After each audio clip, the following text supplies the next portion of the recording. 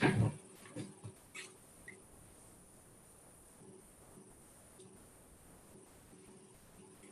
everybody. Hey, Hi, guys. Hello.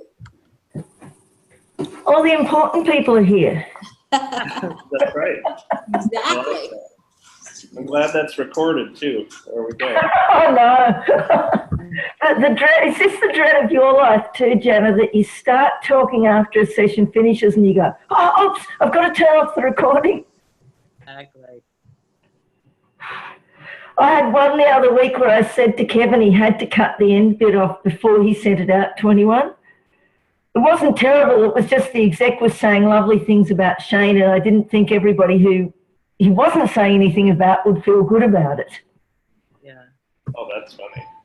It is the dread of my life. Stop being nice to Shane in front of people. That's awful. I know. Cool. Well, we'll give Marty a moment because I know that Wendy will be coming on late because she had to jump into another session that got rescheduled. So, but we'll give Marty a second to come in. And we don't have your video today, Justin. Oh, you should. That's strange. I'll send you an invite to start video. Hold on. Start my video. There we go. Yeah, that was weird. I could have been anonymous, but yeah. Afternoon, guys. Hello, Hey, hello. Hello. you How you and doing? Justin look like you're next door to each other. Oh yeah, that's true. That's funny. By the window. That sounds like a new movie, right? By the window. I've got the Wimbledon singles final on. Apologies. Oh, nice. I might put that on my other screen. I'd forgotten it was on. It's like the last bloody set to the wire. Oh wow. Where are they? What's the? I volunteer not to go first. How you doing, Justin? You all right, man? No offense, dude. Yeah, no problem. Wimbledon can take precedence over me. I understand. I'm sad Serena Williams didn't win, but oh well. I was just thrilled Dylan Alcott won. That made me happy. It's been a great Wimbledon so far. Oh, Classic. God, that's close. I'm putting it on, Marty. It's been a real nail biter, and I love Federer. I'm a bit of a tennis nut, so anyway. It's one So of whoever those- wants to go, ignore me for a few minutes. Shannon. I don't have anything on. I guess I can go first. Jana, do you want to? Well, Thanks, what do Shannon. you want? Justin. I like to your- go first. your I don't class. really care at all. I don't either. It's I your think class, Justin. You pick. It's just like we're taking over. I think I went first last time, so Shannon, I think it's your turn. All right, Shannon can go. Fine. Let's do it. Cool. We'll talk about that rip-roaring family drama comedy called Burned. Yes. Such a happy show. It's such a happy show. How are you feeling about it? Pretty good. I like it. Yeah, I think it's really, really, really coming together because you finalized it, so now it's like smoothing some things out is really what it is, which will be fun. Right. So anything standing out for you before I kind of dive in? Something you were wondering about? Well, I'm curious what. Hank, stop it! My dog is going crazy over there. I may have to go get him in a minute. I just, now that I've made it to the end, I'm just wondering what I left if there's something else I need to be setting up that I've forgotten, if the back end makes any sense. I mean, I don't know if I'm conveying how crazy it is and how wild it is well enough, but it's on paper, so it's a start. Yeah, no, I think that there's probably like another, for lack of a better word, twist you can put in as far as for her, for Sadie, like up to the end, just for the audience sake, but I think that will be fun, and I don't think that's going to be difficult. I think the one thing that stood out that you might want to bring closure to in some way visually is the syndicate, some sort of revenge on them. That seemed to be the only thing that was maybe not wrapped up. Not that it needs to be all nice and neat, but knowing her character now, it's like I feel like she'd really, do something dramatic against them. Yeah, you're right. You're right. Okay, that'd be fun to do. Yeah, and you have the room and pages and whatnot to do it too. So that'll probably be the biggest addition for like next week, for example. Okay. I think the fight with Jethro could be a little bit longer, but I really like it, and I think you conveyed it very well as far as the chaos of the storm, the menace of him being in the house with, and all of that. I think you conveyed that really well. And her being torn between trying to save the deputy, to worry about him, to save herself, all those things at once with the house being destroyed as she's dealing with all of that. I thought that was really cool. Okay. So, those are good notes. I was worried that I was spending too much time between Sadie and Jethro. So I sort of started slicing it back a little bit. So you're saying I've got plenty of room to dial that up even more. Yeah, especially because like when the whole story boils down and it comes to the two of them that are set up at the very beginning, if you want to say it that way, I think we're going to want more catharsis is the wrong word, but more payoff, like more, we think he's gone, but he's not, like that kind of thing. I think you can add another layer to their fight in that sense. Okay. Yeah, I could do that. Good, because I thought it was going to get, I thought I was going, I don't know, I guess I thought I was going too far with it and it was getting boring. But if I could definitely add more, that there probably needs to be an actual meeting between the two of them, like something like that. Right? And think of it in a diabolical way. It's like his whole life, since the incident where he watched his father die, has been built toward tracking this person, this woman down and getting revenge. So there can be a little bit more plotting that then gets unraveled on his behalf. Do you know what I mean? Like maybe he's a little bit more prepared, if that's the word. Yeah. So you can play with that, and I think that will lead you to like, oh my God. And it doesn't have to be like super long, but you could even add a page or two like of just. That's true. I mean, poor guy, he needs to try to get what he came for. Right. Right? Yeah. And the audience isn't going to be rooting for him per se, but like that's the interesting thing I think at the end of the day with the script is like neither one of these people are necessarily good or in some ways maybe even necessarily evil, but they're both bent on these crazy desires that they fulfill. They're like kin, to each other, which is neat. So we kind of don't care which one of them dies. So the more you can kind of like, oh my God, what's going to happen up here at the end? I think that would be really fun. Okay. I loved Marge at the very, very end. That's a great, great, great moment. So definitely keep that. That was fun. Okay. Poor Marge. I know, but even me reading it, it's like, in a good way, I kind of forgot about her, like I knew she was out there, but I was like, wasn't thinking about that. So then when I came to that, I was like, ooh, that's a cool way to bring her back and offer closure for Marge. Yeah. Okay. Yeah.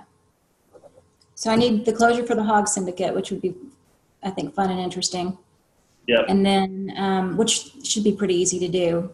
I want Marge to be the end so I can have her sneak, go to the city or go to where they're staying or whatever and, do something to them.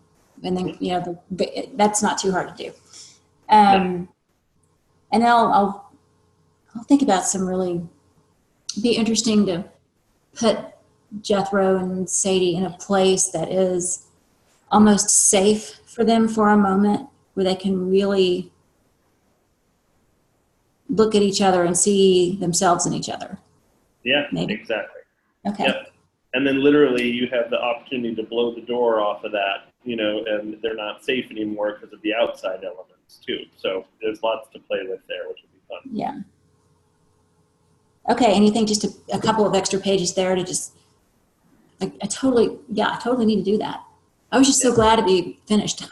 Done. Of Okay. course. No, okay, no, yeah, And that's the fun, because now you can go back and say, ooh, goody, now I can, throw in more ingredients, so to speak, in the recipe. yeah.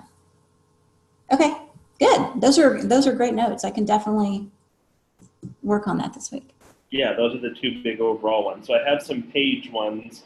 Okay. I don't think any of them are super big, but just fun stuff now. So on page 14, I think the line that Marty has right now is something like talk your daughter into selling.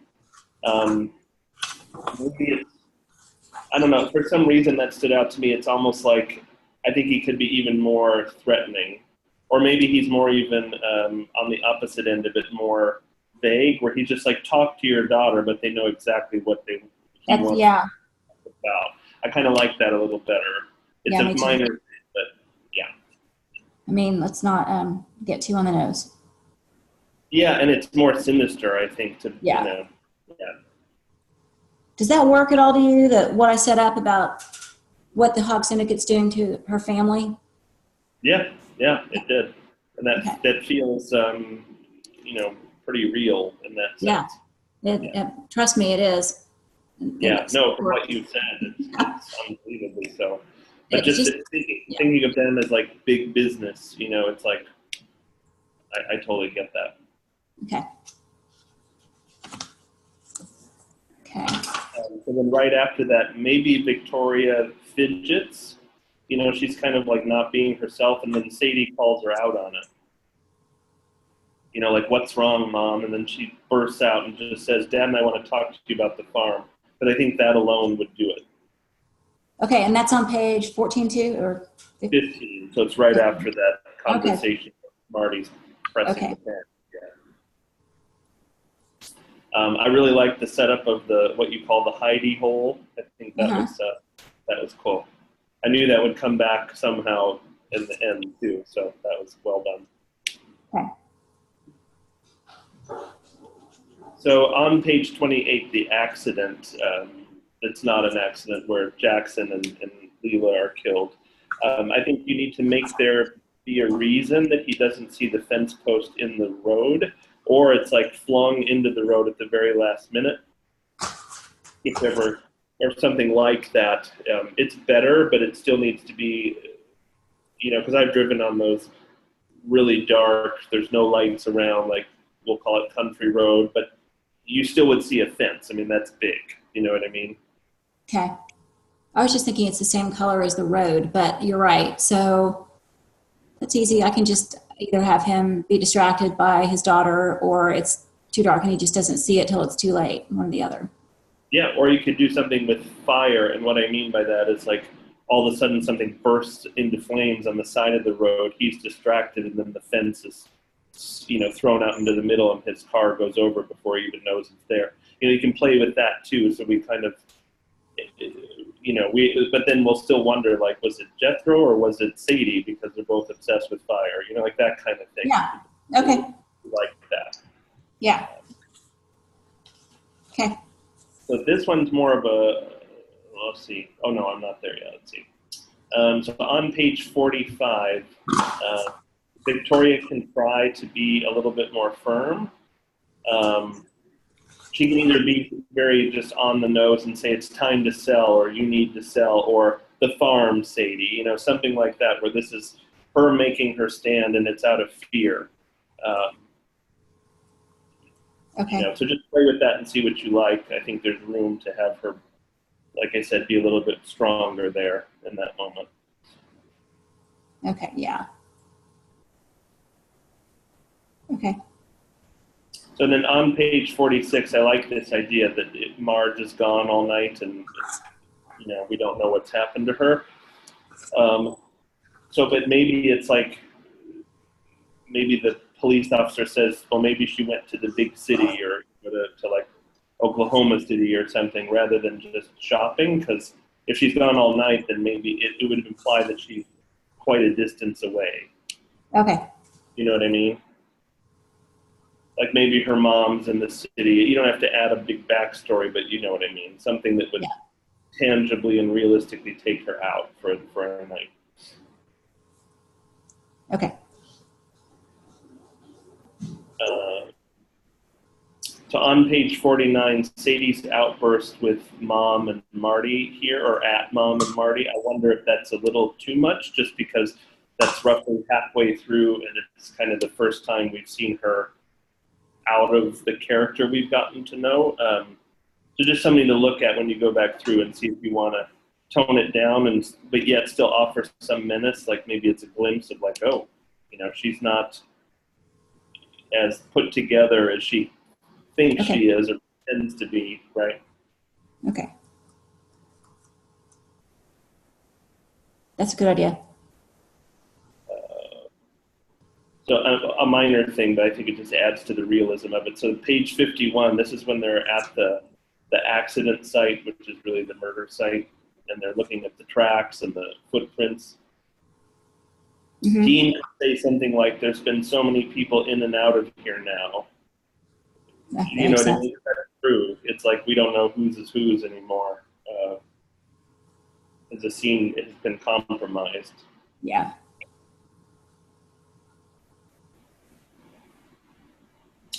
So then on page 56, it almost seems like the Jethro scene in the hotel should be before Victoria sleeps with Dan.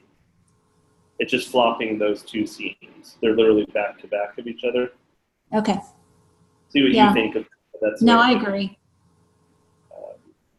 I thought it just felt weird too. So that makes sense. Yeah, no, and it makes sense thinking on your behalf of writing it. It's like, both things need to be there. Yeah. So this is a little just tricky, and it's, again, something to just look over and see what you want to do with it. But right after that, on page 57, would Sadie's reaction be to take a bath after this threat and then watching her beloved, her beloveds burn? It's a little like, it's a little maybe revealing about who she really is. So, see what you think of that. So you thought that was too much? It could be. It just depends on where you want her to be at this point and how soon you want to kind of, take the Okay. So too much soon. Okay. I just thought it would start showing her the fact that she'd be so calm and soothed at that point in time was kind of shocking. But if it's too soon, we can do something else. It is very shocking, and it definitely achieved that. It's a question mark for me. So as you read back through, see what you think. Okay. Try to think of it from a God perspective of like the audience seeing it for the first time. You know what I mean? Yeah, that's fine. I mean, it doesn't have to be there. I mean, she could be doing something that makes a little bit more sense to do that. Well, it could be a combination, right? Where it's like she's soothing herself with the bath, which isn't a unhuman characteristic. It's like she's trying to do something to calm down, but maybe we see the tears, but she's not really crying for them. We'll kind of realize later you know what I mean? Yeah. I'm throwing that out as just something to play with, but you get it. Okay. No, that's good. She's such an interesting character. Oh, she is. She could even have on like, this is too on the nose, but she could have on one of those fireplace, like the fire is playing with piano music, like hour-long things that you can bring up like on YouTube while she's in the bath. And maybe that's why she's crying, because of the beauty of the fire. You could play with, really make her sick and twisted if you want.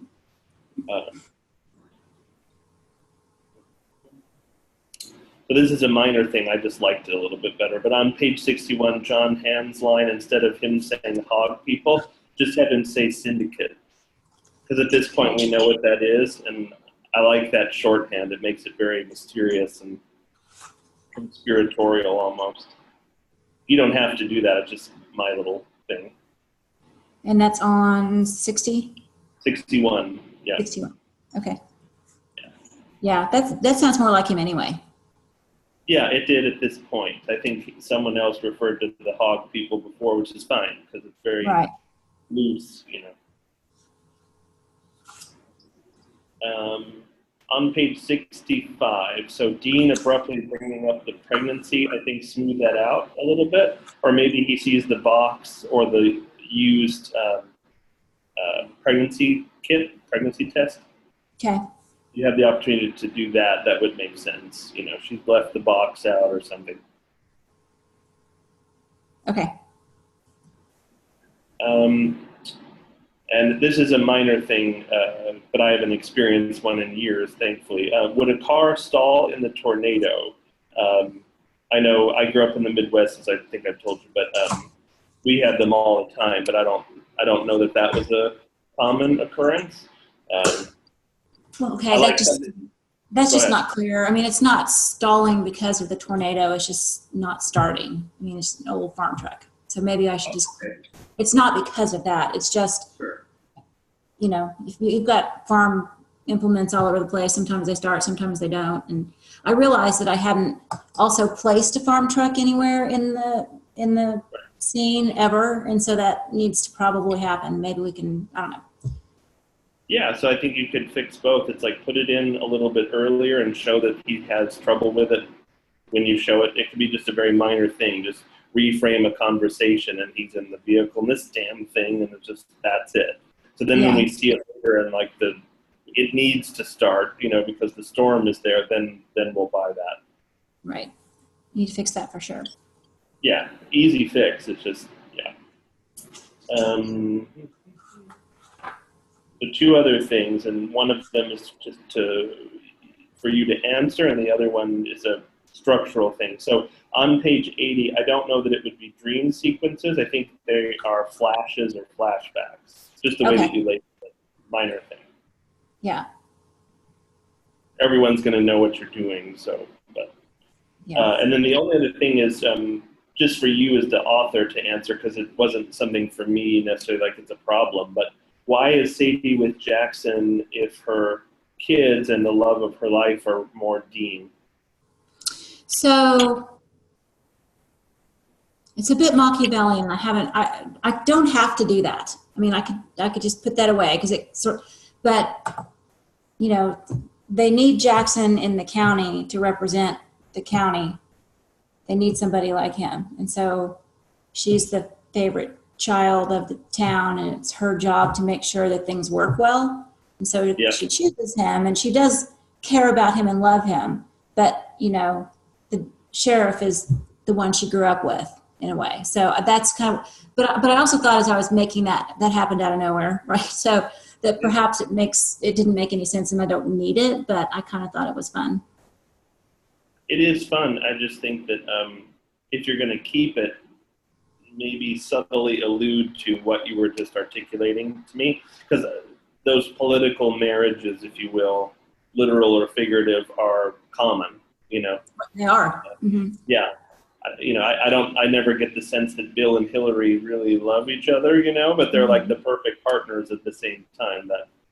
And then House of Cards obviously showed that with a subtle wink. But yeah. I don't know, is that complicated more than it needs to be? But I was just thinking, she does care and love Jackson. It's not that she doesn't, but she's the kind of person that can sever, you know, what she should be doing versus what she wants to do and do them both. But I don't know if that's much. Yeah, I would just think it over, and when you go back through it, think about that. You know, or maybe Leela was Jackson's, and this new baby she doesn't know, and maybe it is Dean's. You know, that's interesting because it's like, oh, she had an affair, and then it's almost like that's part of the other reason why she didn't care as much that Jackson and Leela are dead, because she wasn't as connected. You know, it's like you could really do something that with might be better. I thought I might have overplayed my hand there, but I was just kind of thinking it through. But that might be a lot better. I might just do that. Yeah, well, and just think on it, you know, because any of those scenarios that we're talking about can work, but you'll want to then plant little threads and seeds of whatever that is, just so then people go, oh my God. You know. Okay, but I should go ahead and do it whichever way I pick, though, just to plant those little seeds, because I thought it was kind of another. I mean, she's just such a.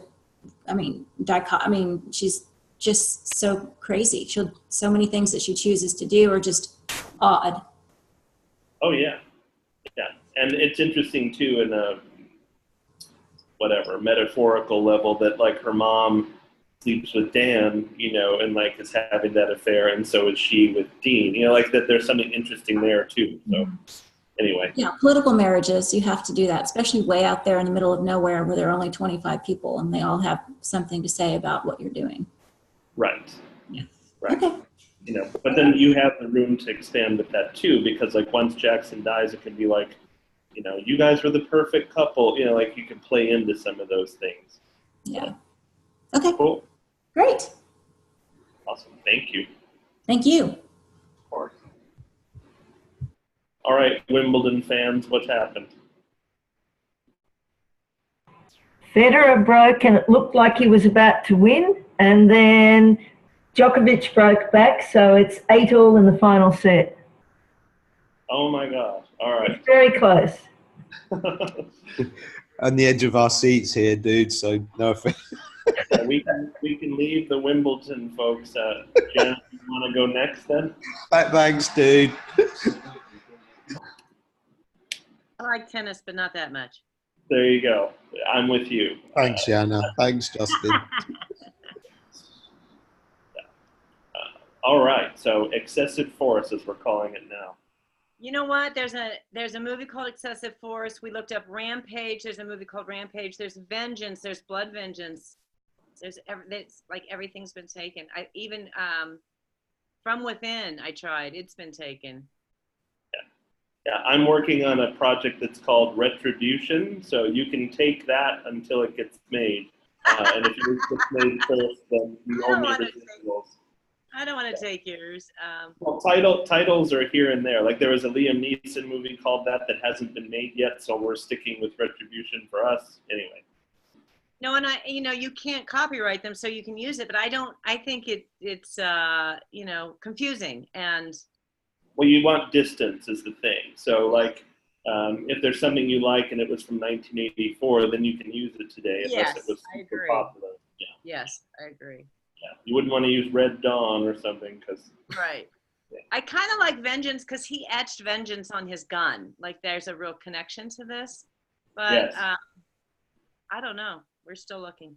But So I think remind me, sorry to interrupt you, it just occurred to me because maybe this is a key. What is the phrase, and you might not know it off the top of your head, even though you've done all this research.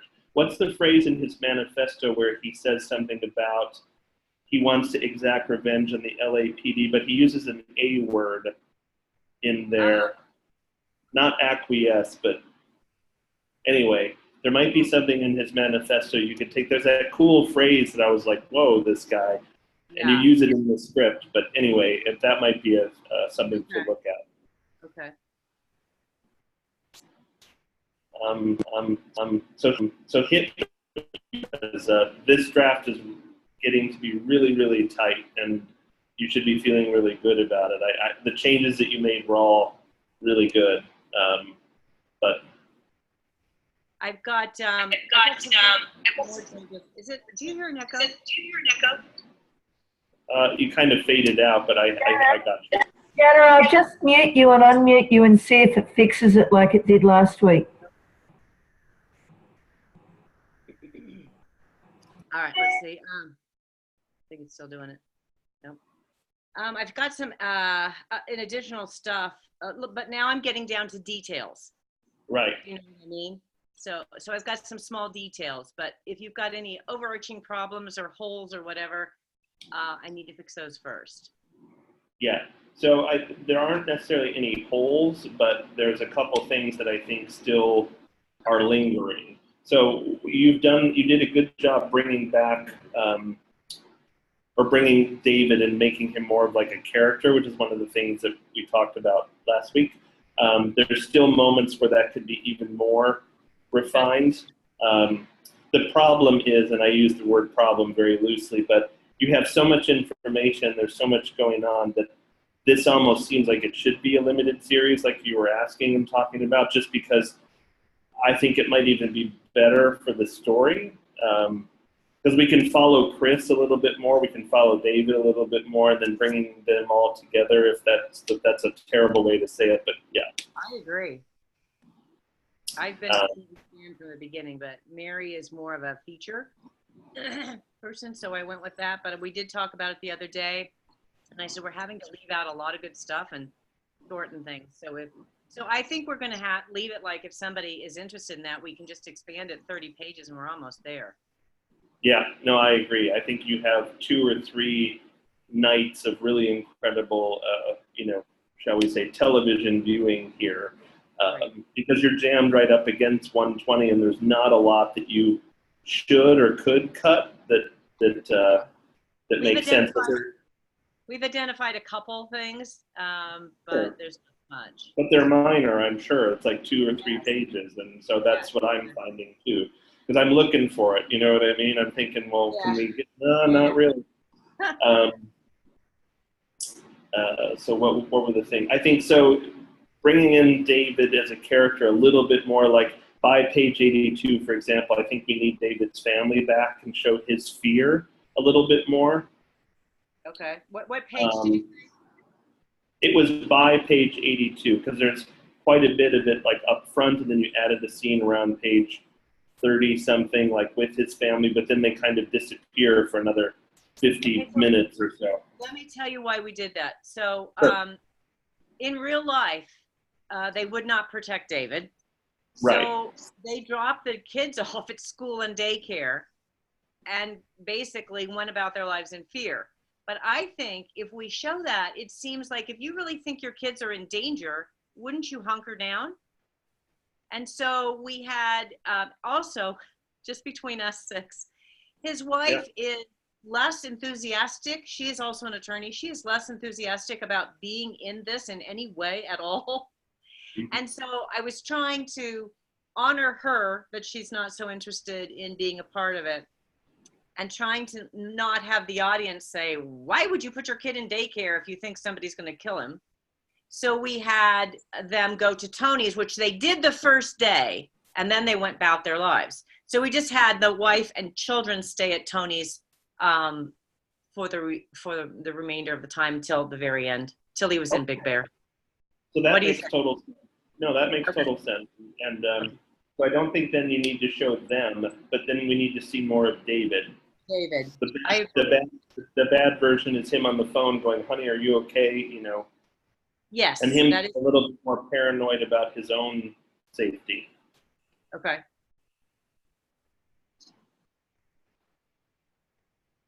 Just because you'll never get really truly away from this, which is fine.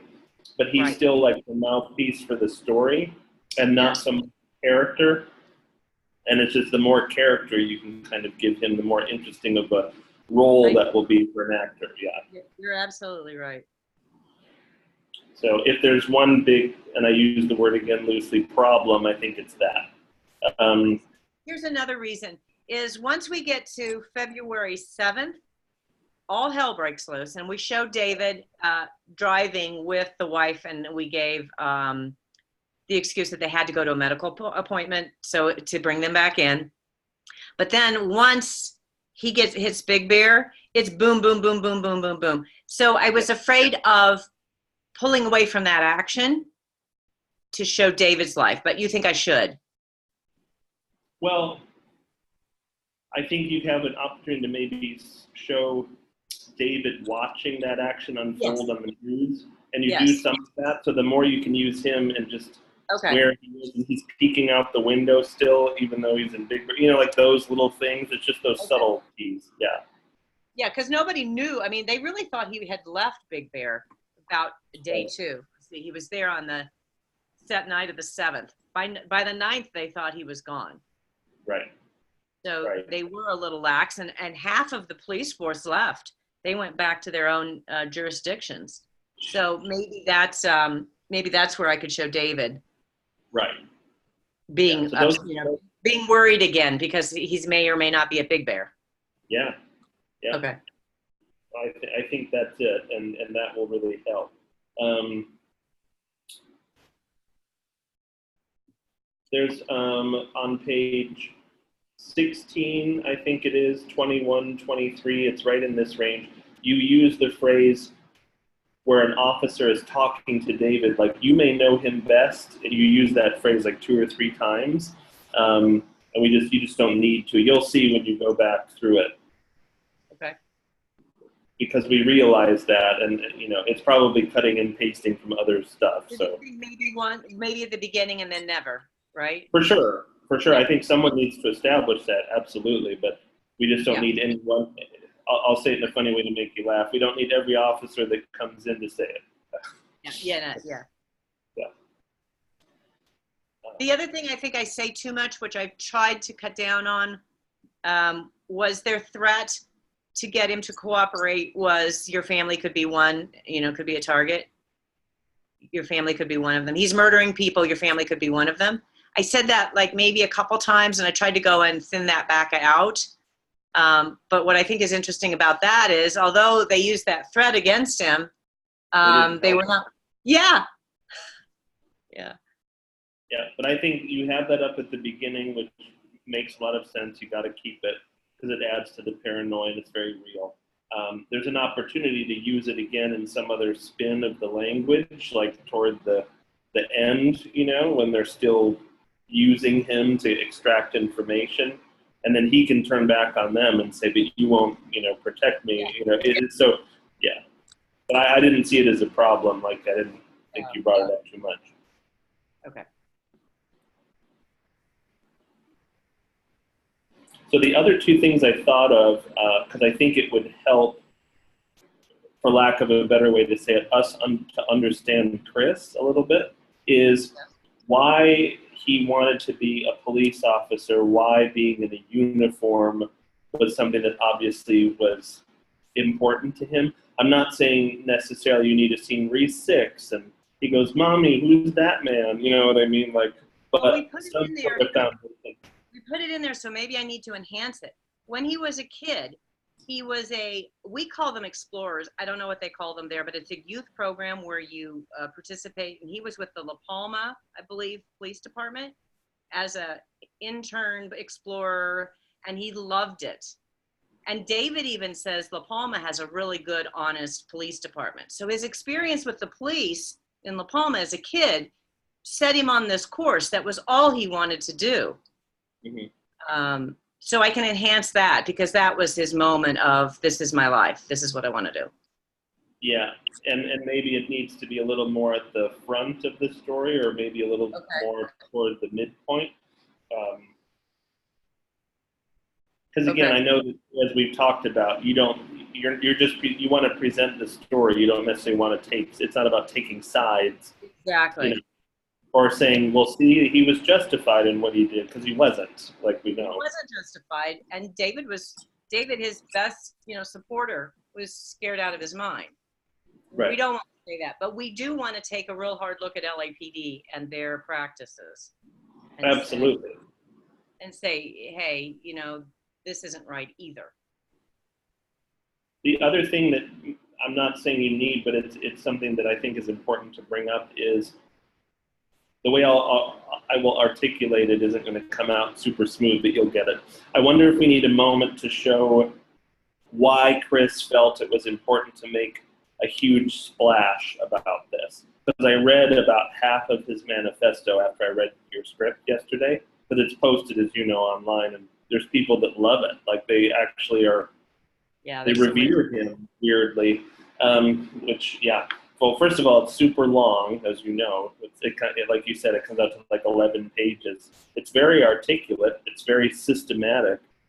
You know what I mean? And yet he says in there, like, this isn't really me, but I have to do this. And I think that underlying idea needs to be enhanced in the script just a little bit more. Okay, so Go ahead. There's two reasons he felt like he had to do it. Number one is to make a change. Mm-hmm. He felt it had to be a big deal in order for the LAPD to change, like Rodney King. Right. And then he felt like, to clear his name. Mm-hmm. He thought this would clear his name, which, I mean, that's crazy. But he had to let people know. In fact, I think I told you when he sent that medallion, I think it's in there, medallion with bullet holes to Anderson Cooper, the little thing said, "I never lied." He was so big on, because he didn't lie, and people, disparaged him. So his big thing was, I'm going to do this. I'm going to tell the world that I told the truth, and it's them, not me. So those are the two reasons I think he did it. Are those not prominent enough, or? Well, here's the thing. So this is true in real life, but I think you almost need to show plausibility for it in the movie, and this is what I'm going to say. So how he goes from those very real things, like I'm going to expose the LAPD, I need to make a big splash. Yeah. Why is the biggest splash he could think of murdering people? And how did Chris, who's actually a pretty peaceful guy, he's all about justice, but he's not all about vigilantism or whatever up until that moment. How does he make that jump? That's the part that I don't think we quite have yet. Why did he choose murder as his method? Yes. So David, and I believe this, but I think he did snap. Like, when you're trained, police officers are extremely violent in their personal lives. They beat their, and I'm not saying everybody, but no, there's a high rate, absolutely. There's a high rate of spousal abuse, and it is when you're trained to do that and you live that life every day, you become, I'm going to say, desensitized. I don't know if that's the right word for it. And that was all Chris knew. He knew military, he knew LAPD. And I think it was, I'm going to get you back with what you do. You're violent, I'm going to show you violence. So somehow you need to visualize that or give him a platform to say that to someone, or both. Okay. It doesn't make any sense, and that's why I'm trying to articulate it the best way we can. We know that, and so will the audience, but from his point of view, what you just said needs to be like there. Because he went 6 years, he fought this through the legal system. 6 years. Yeah. Like, that was his method, was the proper channels. He took everything up the channel. But after 6 years, when he had nothing left, and I said to David the other day, why didn't he just go to Vegas and be a security guard at a casino or something? David said, I actually think he could be a cop in another department. But for Chris, the LAPD was the pinnacle of success. Yep. And so anything less, so I could add that piece if you think too. Yep. And you can add in things too that without expanding a bunch of pages, where maybe he's in the locker room and officer is talking about his girl and I had to put her in her place, and you know what I mean? Allude to some of the things that we know about how close to violence those guys can be. Because that way too, it's almost like Chris is emulating what he saw, and as you just articulated very well via Chris, he's turning it back on them, is what he thinks, right? Yes. But I mean, it's a crazy mind, obviously. I mean, he Yes. had so many other things. And I keep thinking, why didn't he just hold a press conference, or why didn't he, he could have done it, just exposed all the things he saw. But he's probably right. Nothing probably would have been thought about it. They would have just made him a crazy person. Yeah. So, but because he, as you said, he went through all the proper channels, and you have certainly enough of that in here to see that he did that, and he tried with not just one lawyer, not just two lawyers. He tried every possible way to do it right. Right. Then there's that interlude where we need to watch him snap, and I think that's the thing that we're talking about here. But the little, for lack of a better word, the little seeds you can plant as to why this in his mind, that will help. Again, not that we're going to come out understanding him, but yeah. We have that one line where it says a soldier always goes back to what they know. And that's kind of our theme there, that's what he knew, that's what he did. But I think we can definitely show him physically saying, got nothing left. Yeah. Okay. Yeah. It's almost like, it's a horrible comparison, but they're kind of equally like, what the fuck moments. It's like the guy who had that arsenal of weapons at Mandalay Bay and shot up the concert, right? It's like he planned for that. There was a methodology behind that for not just days, but months, you know what I mean? And how on earth would a person end up in that place? You know, and Right. that slow or deliberate progression to that. You know, in a psychological sense, that's fascinating and horrible at the same time. Chris is kind of on the same thing. You know. Yeah. Okay. You know, his is a more justified reason. It wasn't just like I'm miserable or whatever that guy's reason was. You get what I mean? Yes. But this is what I said the other day is like, if Chris had wanted to massacre the cops, he could have. He didn't. The know. creepiest thing to me was his first murder. That was like nuts and not, no rationale to that. Only there is in his sick mind. But Sure. then the others were only responses to people who came after him. Then he sits at that condo 100 feet from the compound. He could have killed 100 officers if he wanted to. So I don't know what he was, he wasn't really a cop killer. He wasn't out there sniping cops. Right. So I don't know what his mindset was. But that's, I think, where, for cinematic purposes, you can postulate what it might have been, you know? Yeah. And I think, again, that's one of the other things, not that's missing, but that you have the opportunity to do here. And that's David, what, go ahead. David could say, he's not randomly killing cops. Right. He's not even systematically going down a list of people that wronged him. He's not. He didn't even, I don't know why he didn't go after Teresa Evans. That's correct. And when I was reading this through again, that hit me really hard, especially this time. I'm like, and I can only say this because you understand me, but like that would almost make sense, if it's like. Yes, that's what I would do. I would, and I understand he put too much blame on Quan, and we try to say this in the screenplay that Quan might have not been the best, but he definitely was an adequate, attorney for him. Mm-hmm. But he put it all on Quan because he began to see Quan as one of the insiders still. Right. What David says is the LAPD, while you're in LAPD, on the LAPD force, you can go, they will pay for your college. So Quan went to law school while he was an LAPD officer. Right. So then when he finishes law school, then he gets out and he's, but what does he choose to do? He chooses to stay within that same family.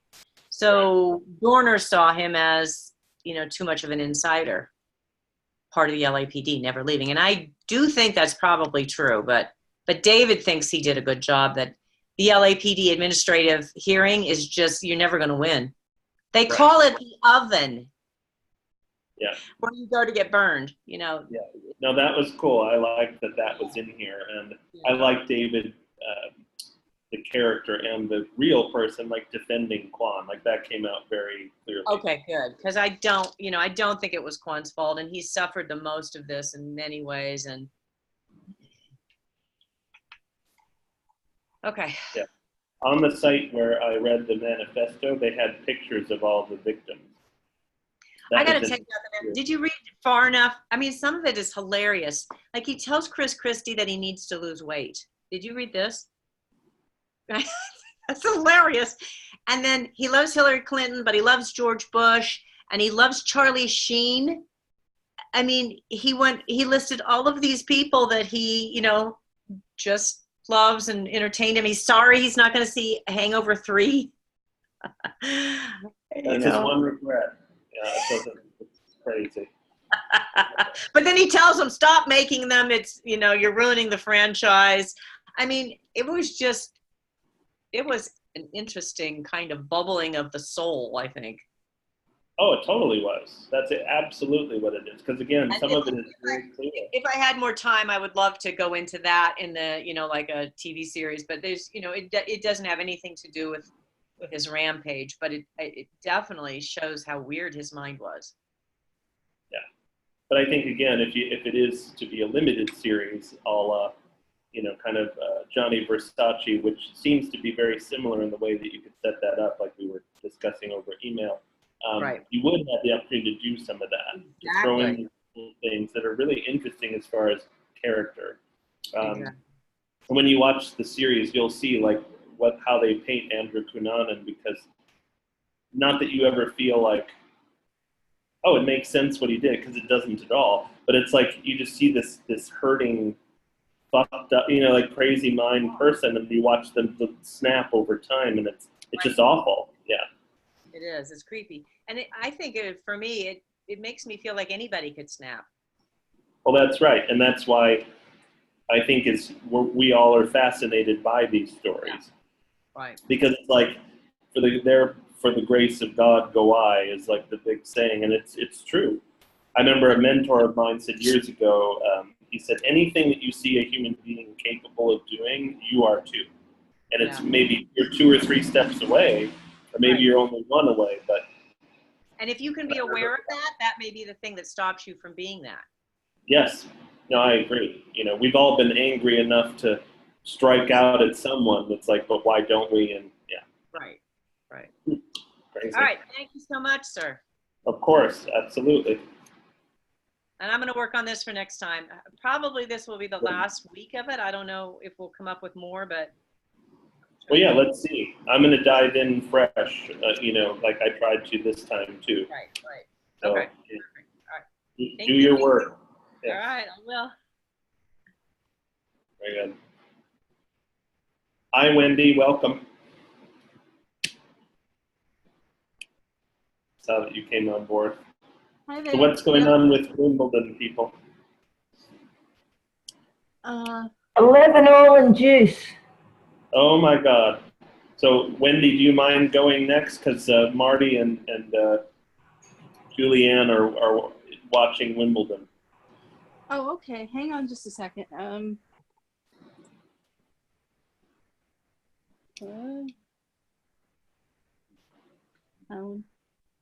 Aw, a little baby cat. So I was just finishing up a feeding, so let me figure out how to do this with not enough arms. I guess I'll just go ahead and listen. Yeah, no, that whatever you want to do. Don't worry about that. I think I'm just about done here, though. But Oh, that's adorable. I can listen. Yeah, there you go. Do you have to feed her? It looks like, was that a little tube? Yeah, she wasn't, because she came to me at 7.2 ounces. Oh my God. 3-4 weeks old. And I was hoping at first that she would, the rescue said she was eating on her own. Clearly she was not. Right. And there still needs to be a little vet work done to just make sure that there's no parasite in her, but she has gained a little weight since I started feeding her. So that is definitely a good sign, but she looks the bowl and she kind of licks the food a little bit and then backs away with 2 bites, and that's just not gonna do it. Right. So, Yeah. And if you leave food out, like she doesn't go for it after a day or something, just out of starvation. well, she's really too young for hard food anyway. Sure. So yeah, those would all be way too big for her. And yeah, I kind of suspect that she was probably the timid eater of her litter. And I'm kind of just total guess, because she came out of Orange County Shelter, and I think she has a very ragdoll, fancy cat look to her. Uh-huh. And I'm suspecting that a less than good breeder probably realized, oh, she's the runt and it's going to be work in one way or the other, and they didn't want to do it. Yeah, they just cast her to the side. So, yeah. Put her in the shelter. But yeah, and it was quite a week, because I had a dog here for half a second too. And well, I showed you the picture of it. Yeah. And but fortunately that was a transitional thing, and he went to a different foster, and it's this one is enough work for now. And it's okay, healthy boundaries. I can't help anybody if I get overwhelmed.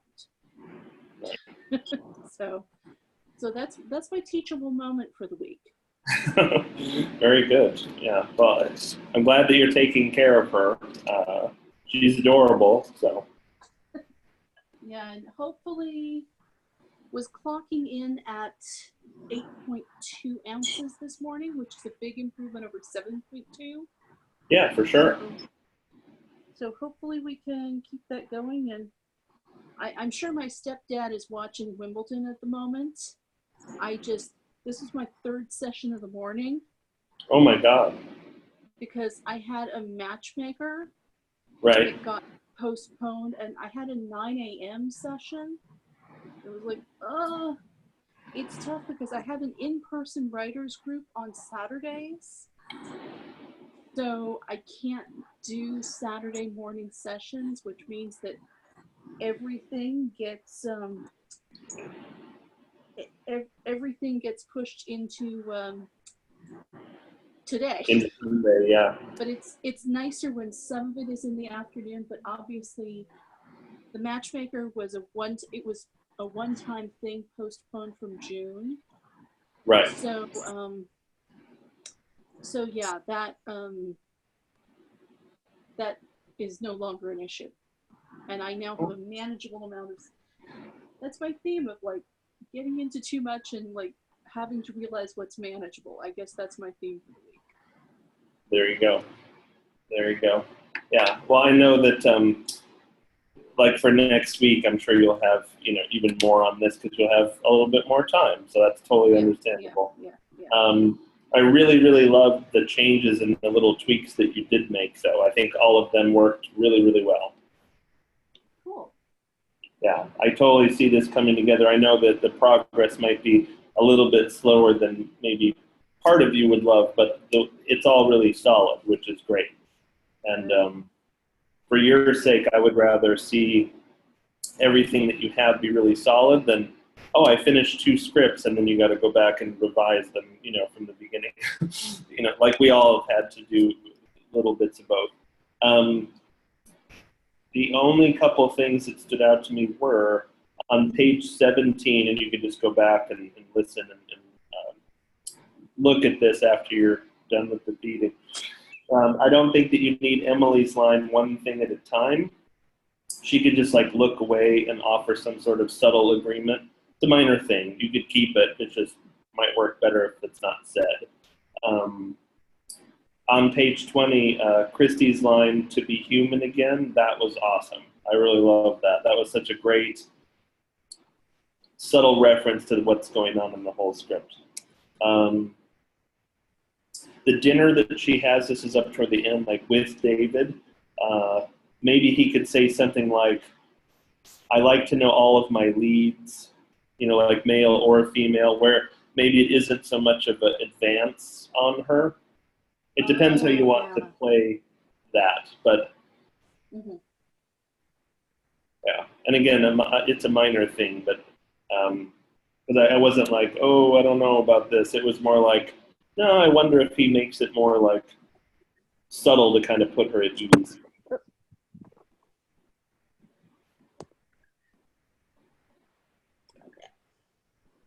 Yeah, no, I like that.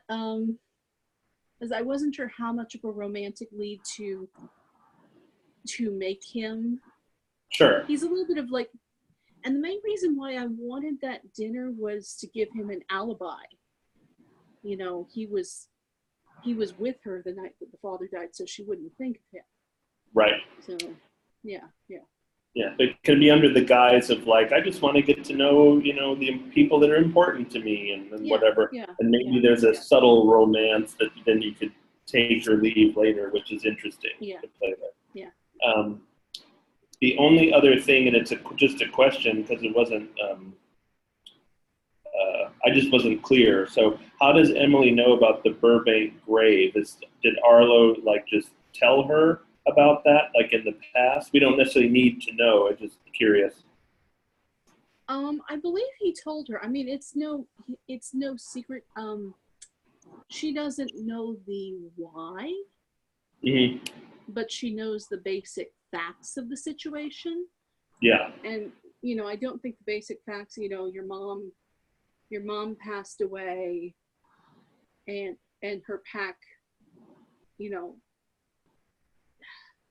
I feel like it's more like your mom passed away and Emily knows as a werewolf that there was a pack, but Yeah. then Arlo would, in his way, try to defer the question. From there, he would go into silence, probably.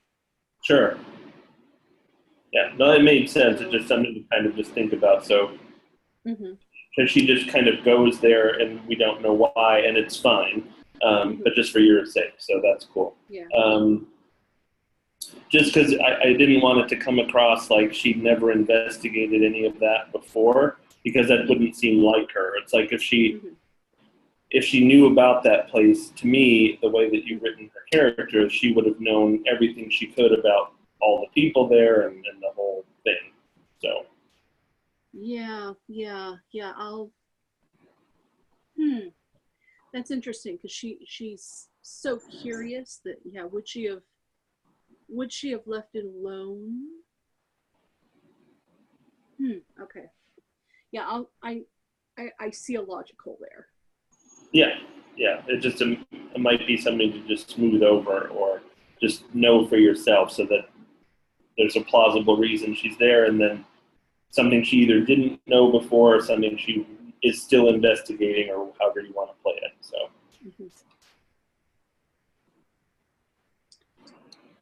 Cool. Yeah. But yeah, those are the only things that kind of jumped out to me with the everything else. Like I said, the tweaks and changes that you made are really firmed everything up as far as if there was something that was loose before then. Oh, and actually, it's going to be really easy because maybe she could get the location in the previous conversation with Arlo. Mm-hmm. Maybe that's like finally he breaks down and gives that to her. I like that too. Yeah. That would make total sense, and then she would be on it right away and curious about, well, who are these people and what happened. And that explains why she never went there in the past. Exactly. Yeah. And that's I like that. I like that for you.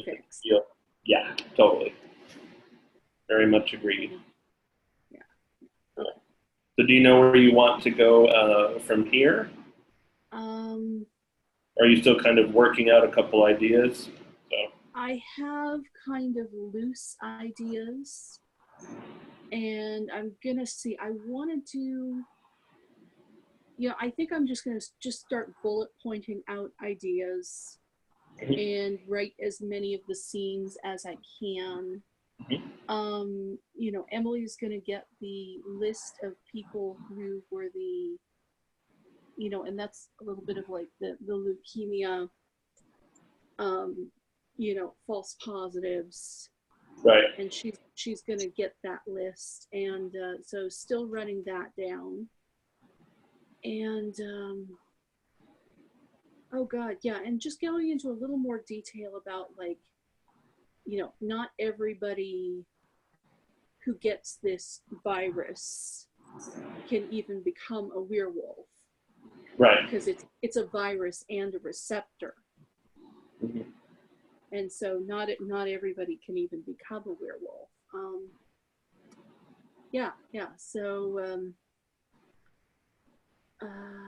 what else? Also, growing danger, I think, at some point.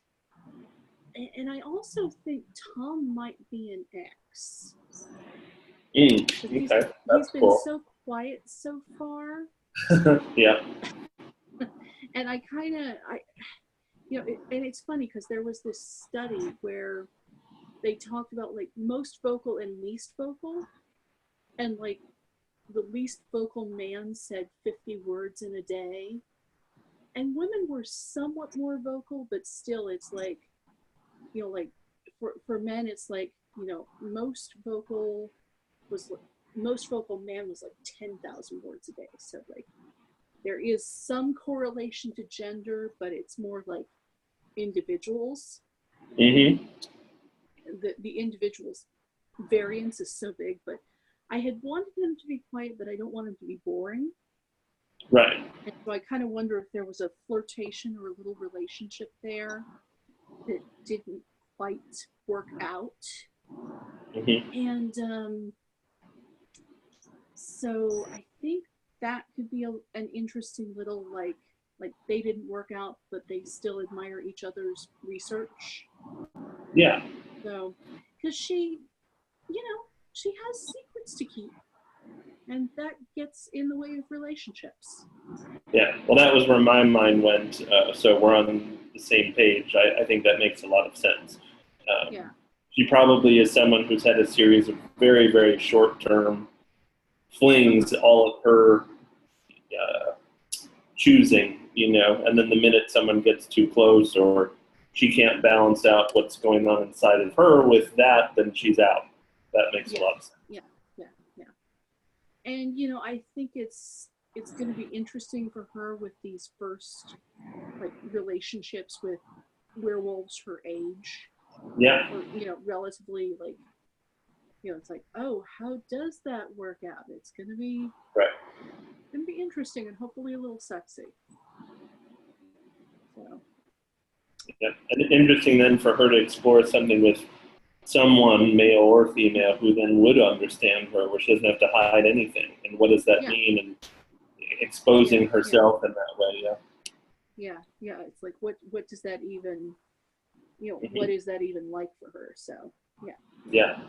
That's a big leap, just thinking of it in terms of for any of us, whatever the correlation is. That's cool. Yeah. So yeah, lots of work to do. I think I'm in a more manageable place this week. So, and thanks for your patience with the kitten. Oh yeah, I am pleased with how she's doing. Good. Well, I hope she continues to gain weight and strength. So I know that you're on it, so she will. Yeah. Okay. Well, I will talk to you next week and turn in pages soon. Sounds good. Looking forward to it as always. Okay. Cool. Bye. All right, Wimbledon fans, what happened? We're in the tiebreaker, and we're at 5-3 in the tiebreaker. It's okay. Marty has put more hours in. I slept through the first part. That's fine. Hi, Julia. It's the most insane thing going on. I've got the World Cup of Cricket where England are in the final. It's been a tie. It's impossible to get a tie in cricket, pretty much. And yet there's been a tie. 41. Whilst you've been doing this. Oh, anyway. Are you going first, Julia? Yeah, I'll go first because I said you invested more time in watching this. I slept through the first part. No, I am English. Anyway, thank you. Oh, dear. Keeps us entertained. I guess so. And I'm glad this is recorded because now everyone will know about your sacrifice that you're making, Julia. It's not as bad as I was watching Super Bowl while I was moderating something, and I by accident clicked on the sound, then clicked it off again. I said, I don't know what happened. That's funny. I know. I thought that was recorded. Oops. Yeah, oops. Yeah, no. It's a human moment. You were allowed those. Exactly. Cool. So I know you put a lot of work into this. How are you feeling about it? It's been a very surreal feeling in that, the easiest way to describe it is, you know those movies where somebody, disappears for a minute and in that minute they live a lifetime? Yeah. And they come back changed and they've lived all this and yet the world around them's just a minute's passed. And that's sort of how I feel having, it's like I've just stepped into somebody's life and it's just a surreal feeling. Yeah, no, it has to be, especially with what's going on in that life. Yeah. So it's taken a couple of days to decompress out of it. Yeah, no, that makes total sense. Cool. So is there anything kind of that is lingering for you or questions that you have? Or? I just want to hear your notes. She says, looking for paper. I always have paper. And, oh, good. Is that book? Yeah, there's always a book on my desk with paper on it. Awesome. So, yeah, I'd like to hear your thoughts first. Yeah, no, great. I love the new opening. It's a family splitting apart, and now we want to know why. So it's a great way to kind of kick off the story. Not that it's a mystery, but it leaves a question, which I think is really good. The new moment that you added with Alice, I thought was really good. It makes sense. She's observing this older sister who's, doing her thing, and she's looking up to that. I thought that seed that you planted there works really well. There are two things I think kind of overall that now when you go back in you can work on. One of them I don't think is going to be very difficult to do, and it's the character of Eric. Because I tried to put myself kind of in his shoes the best I could. And I think if he's frustrated because he can't do more for his wife, and yet at the same time he's upset at Tommy, who he probably doesn't know that well, but certainly has met. And then also he's concerned for his son, because his wife is falling apart, in front of him as she pieces these things together. There's a lot for him to wrestle with, and he's a really interesting character. And you have little threads of that. But, for example, like after page 50 or so, Eric is probably very concerned with his son's safety now because he's watching changes in her. Just as an example for a page number to kind of go after. I would almost see Eric as unsure as where to direct his feelings. He's frustrated. He wants his wife back. He wants her healed. And he probably wants all that as immediate as possible. And yet he wants to be patient at the same time. So there's a lot of conflict, I feel like, that you can unearth even more, like with him.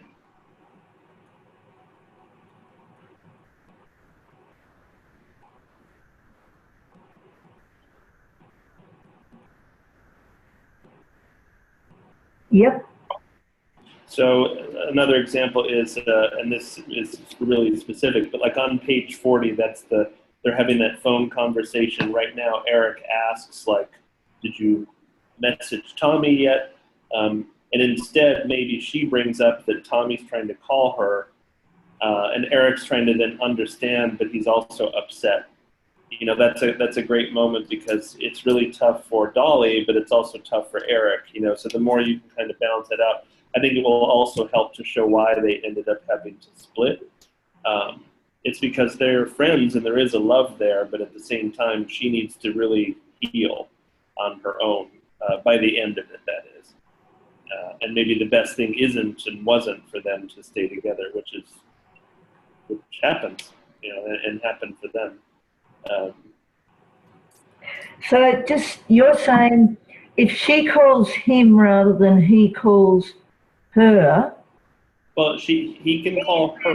He's then dealing with, I'm at work. So the first layer is I'm at work and this is my one safe place in the universe and you've just interrupted it. The second part is, oh my God, I've got to be there for you. And the third is, what's the mess I'm going to have to clean up? Yeah, and I think a fourth is, and I'll say it this way, because I know I won't offend anybody, but do I need to track this motherfucker down and beat the shit out of him for what he did to my wife? It's that's an underlying thing too. It's because if this is all true, which he's going to obviously believe his wife, that I can't imagine what that would rouse in him. Whether it happened 10 years ago, 20 years ago, or yesterday, that's a big thing. Some of the saddest part of the story is everyone downplayed how bad it was. Yes. And even Eric, although he believed it all, and it is an interesting straddle, but you're right, I've got to show his emotion that goes from blind rage to this isn't so bad, so that you believe that arc he's gone through. Yes. I think for all of the characters in here, you can really play with that, for lack of a better word,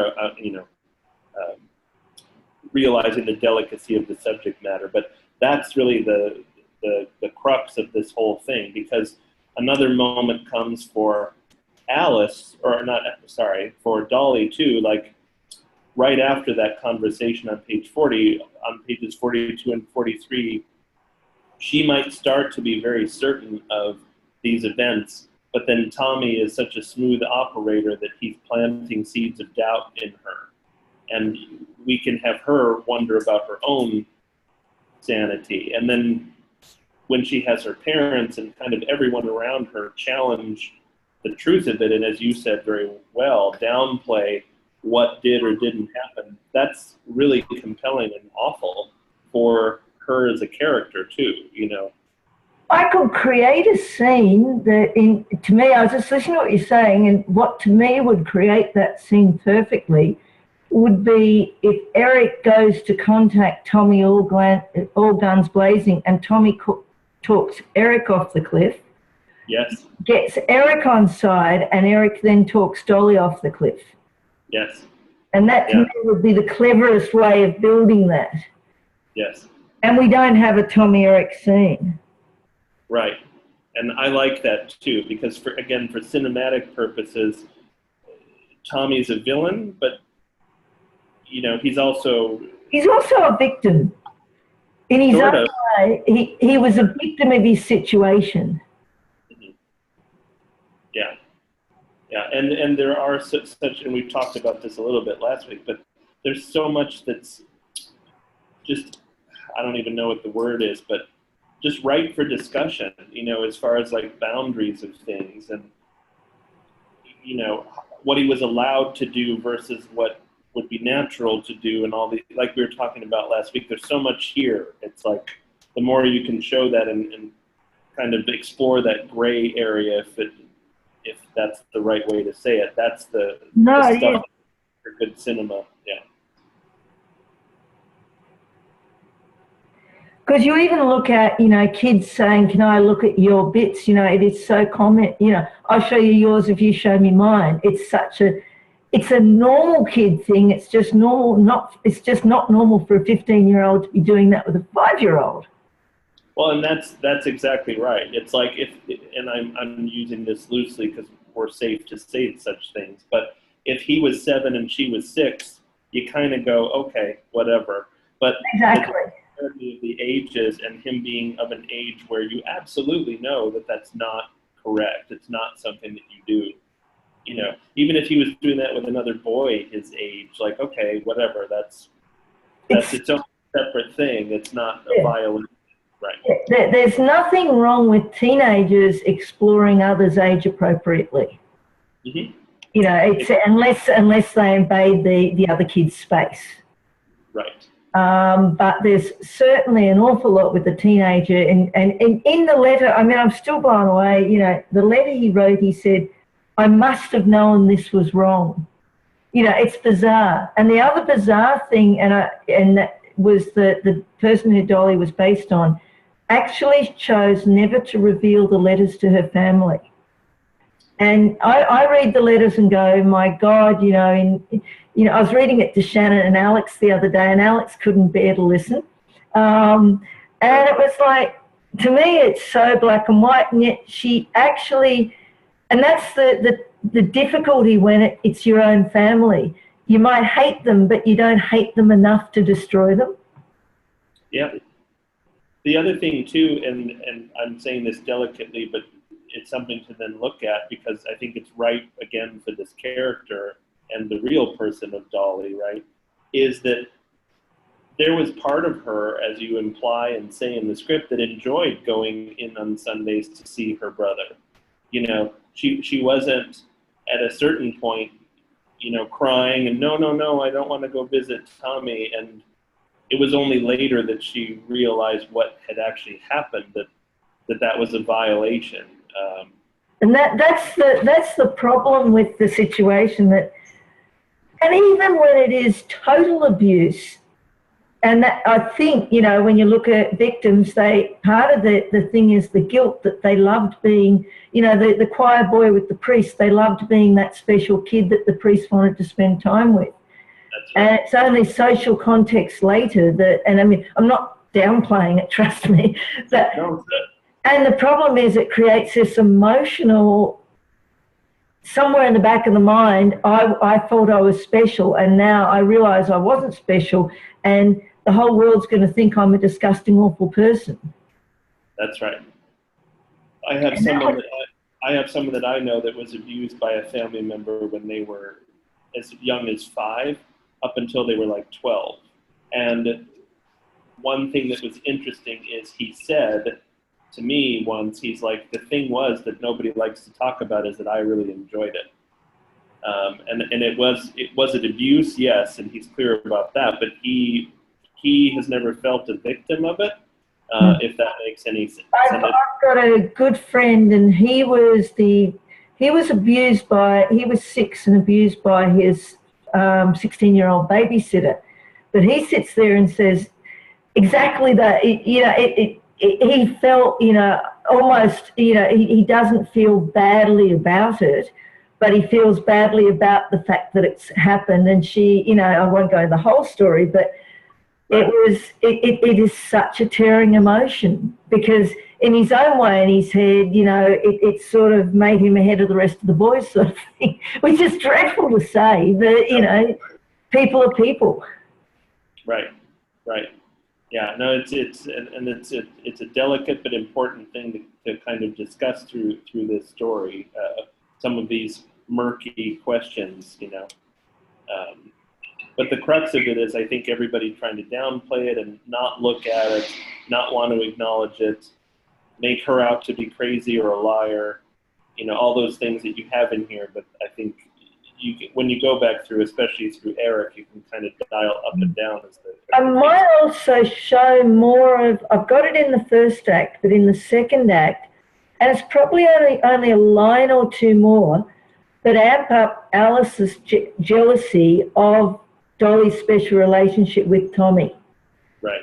Because again, that plays to Alice, I still think Alice, probably something happened. I just have that feeling that, we never know. But having her, you were the special one, why are you doing this to him, is sort of the notion of it. And I think that's, I think I had a line and I cut it out, because as you do, you're writing and then you go, no, that's wrong, and bang, it's gone.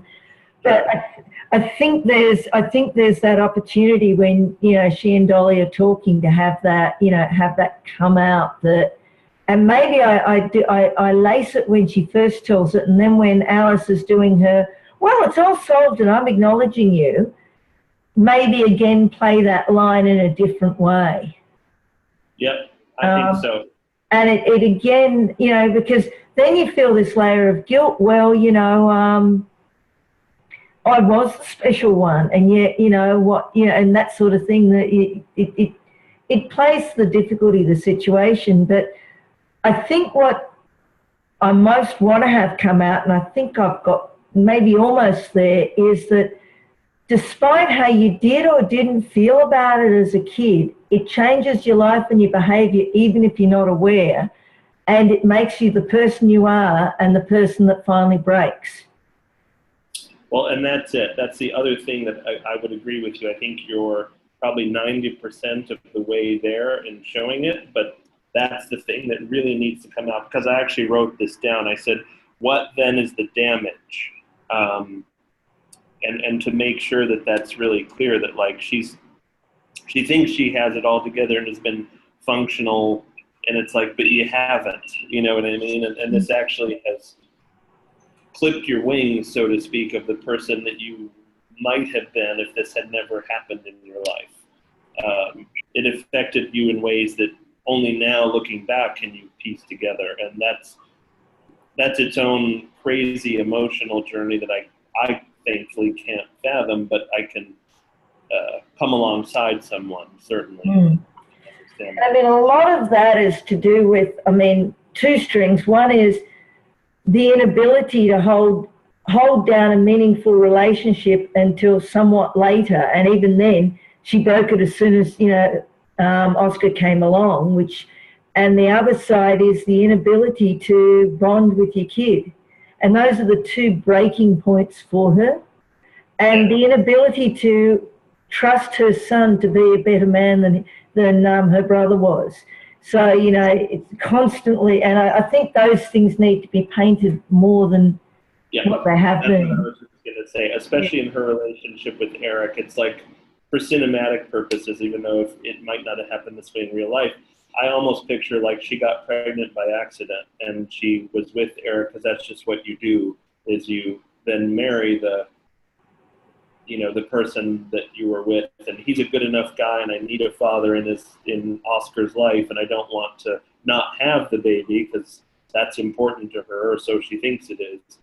It's maybe even her attempt to be quote unquote normal, and then she ends up fighting it and undermining it, and then we find out why. It's like there's something you can play with that, but showing more tension between them kind of the whole time, that Eric tries to get close and she just never really lets him. My worry in doing it that way is it gives too easy an out for why the marriage broke up. Oh, well, they only got married for the wrong reasons anyway. Well, that's true. That's what worries me, picking up that, whilst having her thinking, my God, I can finally do this,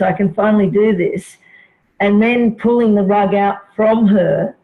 Yeah, that's true. That's better dramatically. You're right. That's my feeling as a more, and therefore saying she finally got there, and then it didn't work. But perhaps, I think in the scene with Alice where she's saying she doesn't know if she'll ever have kids, perhaps I can build into that scene.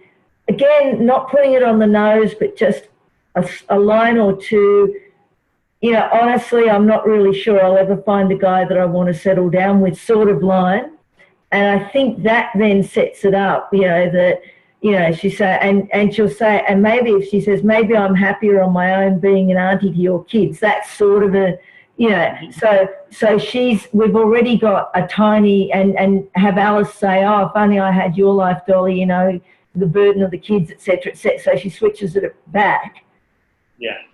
And then you've got the shock of Dolly actually bringing someone home and saying, and maybe having Tommy in the scene where she brings home Eric, maybe he has a line like, a bit of a meh, and so he's saying, not good enough for my sister, very typical older brother thing, and then reversing that round with, mother saying, oh, she's got to settle down, blah, blah, blah. So, and again, just a couple of notes, not overplaying it, but maybe that would work. Oh, I think so. And that's going to be an interesting scene where, like, Eric and Tommy meet for the first time and what that looks like, Yeah, because at the moment she just rolls up with the ring on her finger sort of thing, and it's blink and you miss it. Yeah, but that will play into how Eric responds to this revelation that Tommy was the instigator of these things later, too. Is like, if they already kind of have an interesting dynamic originally, because that can kind of go either way. It's like, I know for me, like, I'm the big brother, too, of two sisters, and my one sister's been married twice, and I didn't like her first husband at all, but it's not my place to go, oh, by the way, I think he's, a fill in the blank. She ended up figuring that out over time, and thankfully she is better for it because she found this amazing guy now, and that just was her life journey.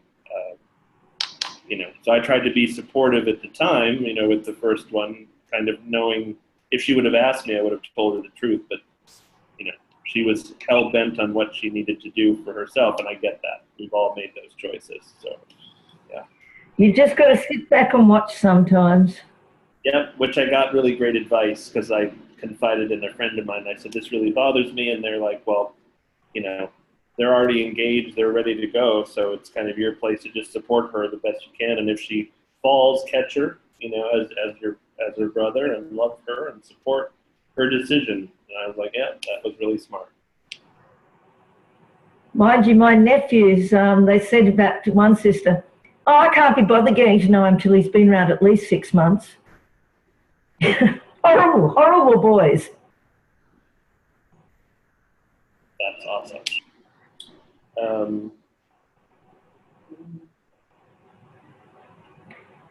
Yep, I think, I think I may even have Tommy and Eric bond over something. So he's all right because he likes cricket or whatever the thing is, or they both go. Yeah, it's Wimbledon. They have to Yeah, bond. exactly. And the rest is, I don't like him, but is always a good sort of, thing. But it also gives a point when, so we've seen them lock horns and then bond, so that when Eric goes to, have it out with Tommy, it's enough that the lock horns and bonding has had, a foreshadowing. Yes. But I want, and that would also give me the opportunity for Eric to say, why the hell did you put this in writing? Because I still don't understand that. So the audience is sitting there wondering that. And he'll say, I was trying to help. I thought if I put it in writing, she could take it to a counsellor and they would explain it, blah, blah, blah. This is all normal boy stuff, et cetera, et cetera. And so give the audience a context to reverse it. Yes. And I can also have Eric say, I kind of get that. And Eric doesn't have any sisters, so he's going, oh, yeah, okay. And for all the wrong reasons, he accepts it's not as bad as it is. Right. Yeah. Because otherwise, you're right, why didn't he just go and kill the guy? It makes no sense. Or at least say, let's get a lawyer and send this guy to prison, or any of those things. And yeah, you can sit there and say, well, my wife, didn't want that, but it's not enough, because he would be seething if he actually believed it was that bad. Yes. Yep. I just could not imagine my husband not just wanting, exactly what you're saying, kill the guy. No, it's true. The other thing is this is maybe too on the nose, but I think during that conversation/confrontation with Eric and Tommy can do one of those, well, you know how she is moments. I'm debating whether it's you know how she is, or we go the really horrible one of you know how women are. Well, either way, I think that it's sometimes, they always make mountains out of molehills, because if he says women, it then says, and if he then says my wife, blah, blah, as well, and sort of says she went through a bit of postnatal depression after the boys were born, and he reverses it and starts counselling Eric on how to deal with your wife going batty after the kids are born. And somehow Eric, without realising it, has been completely deflected. So Eric hasn't sat there and said, this is all good, but Eric's got, completely blindsided, because Eric has no idea what to do with this wife who ceased to function. Right. And then he sees Tommy as almost, the book says, humour them, so I'm trying to give her some stuff that she can talk to the counsellor about. Mm-hmm. Yeah. Yeah. It takes everything and it puts it on Polly, like this is her problem to deal with. It wasn't a problem for a long time, and now it is because of something in her life. So I wrote this down to give her ammunition to go fix herself, even though I don't have a problem. Which is what he did in the actual letter.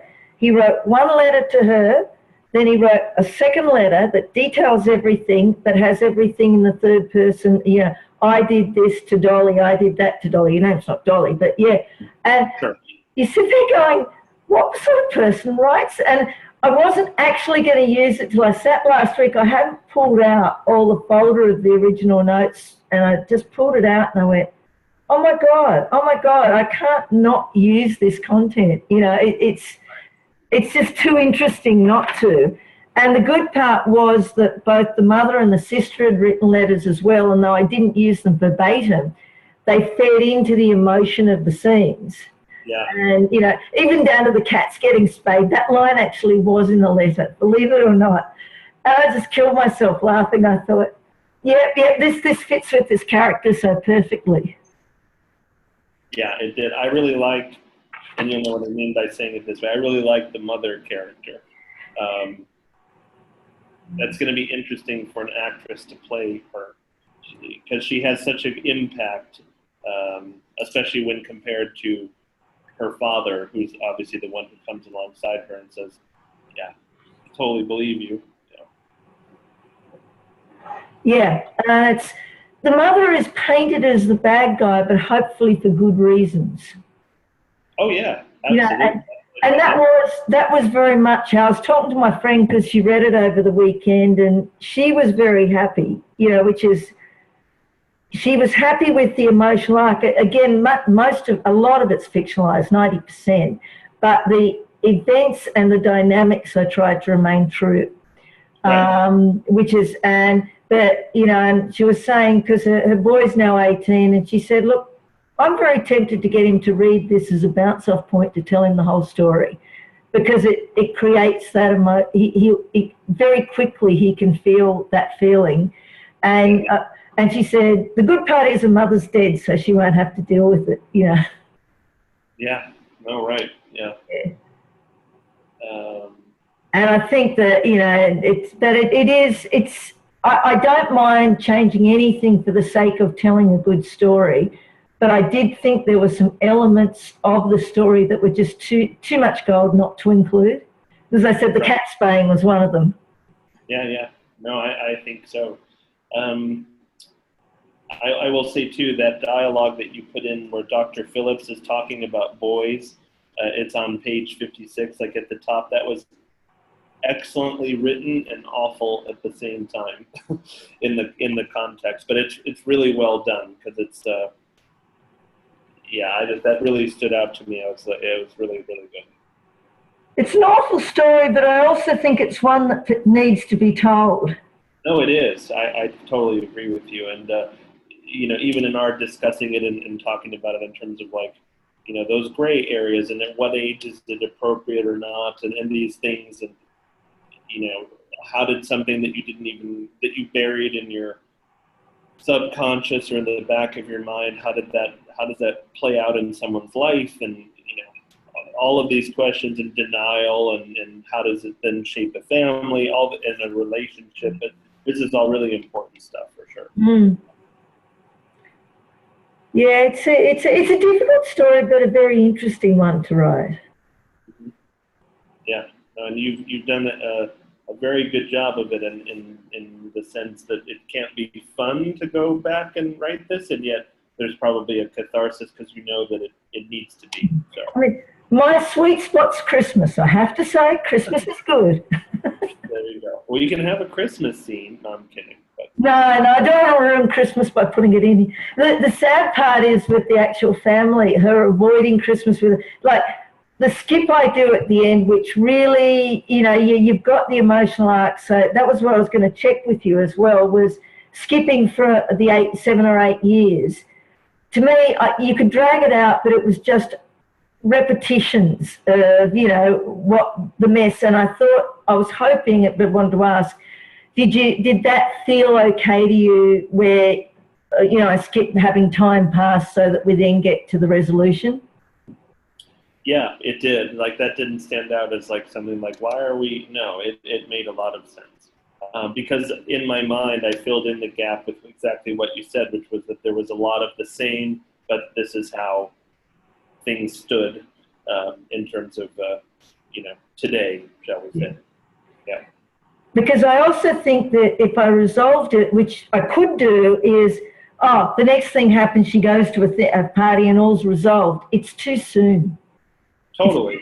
It's too soon to show the pain. But at the same time, another sort of a fourth act just showing, you know, a decade of pain really isn't going to, you know, enhance the audience's appreciation of the situation. Right. Yeah, no, we're on the same page. Good. Yeah, that took a lot of thinking to get that to the point where I was hoping it worked.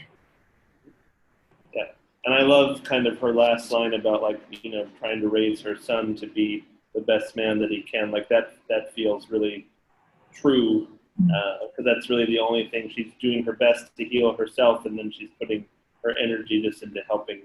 Well, the first words I wrote for this were, "Not me, I'm not a victim, not anymore." And the next words I wrote were, "All I can do is raise my son to be a better man." And I said, now I've got to do is fill in the blank. Mm-hmm. Literally, that's how. So I always knew what I wanted as the opening lines, and I always knew the closing lines, and everything else in the middle was up for grabs. There you go. There you go. Well, you're earning it as far as like filling in that middle. So good stuff. Yeah. Did you have any other notes? Nothing else that stood out. Let's see if there was. There's probably typos and things in there. I'll freely admit those sort of things because I know you'll catch. they'll get done on extra passes. Yeah. Two other really quick things. On page 45, I think Alice can defend her brother rather than say it about herself. Like instead of her saying, "What kind of a pervert do you think I am?" change it to, "Are you calling him a pervert? He was 15." You know, something like that where she's being defensive is kind of interesting. Okay, I'll tell you why I did that. Was to hint that she'd done something wrong. That she and he had something happen. But maybe that can be done equally cleverly with her saying exactly what you're saying, what sort of a pervert, he was 15, you know, blah, blah, blah. I won't go to the kids do that because that's too on the nose of her admitting it. No, it is, but that's why I'm phrasing it to you to then like go to the extreme and we'll dial it back. But I'll play with that. I see where you're getting at, and like deflective and defensive. Yeah. So in other words, she doesn't want to look at herself and she doesn't want to admit that anything happened, so she flips it and makes it about Tommy, even though Polly's addressing it to her. Did something happen to you? And then she just flips it because she can't even look at it herself. Let me just go and have a look at that because I have one other idea, but I just want to look at it straight out.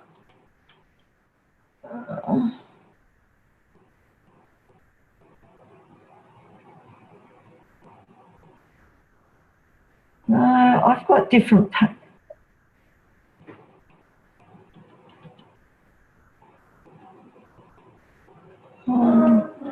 Oh, there we go. Yep.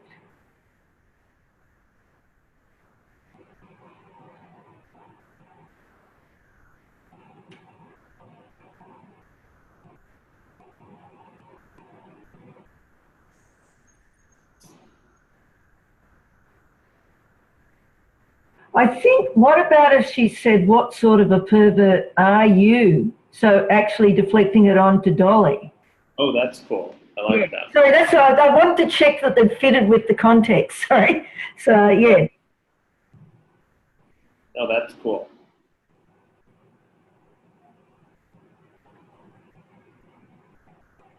So she's not even defending him.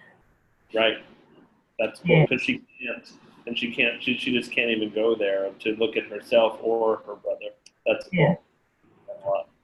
Yeah. The only other thing was on page 70. This is when the doctor's talking to her, Dr. Phillips. It could be more definitive. You didn't do anything. That it seems like more honest to the moment.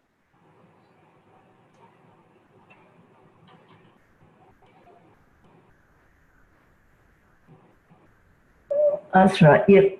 Sorry, there's a lot of doctors in there. That's why I gave the final doctor the name Beth. She's Dr. Lockley and not Dr. Phillips, yeah.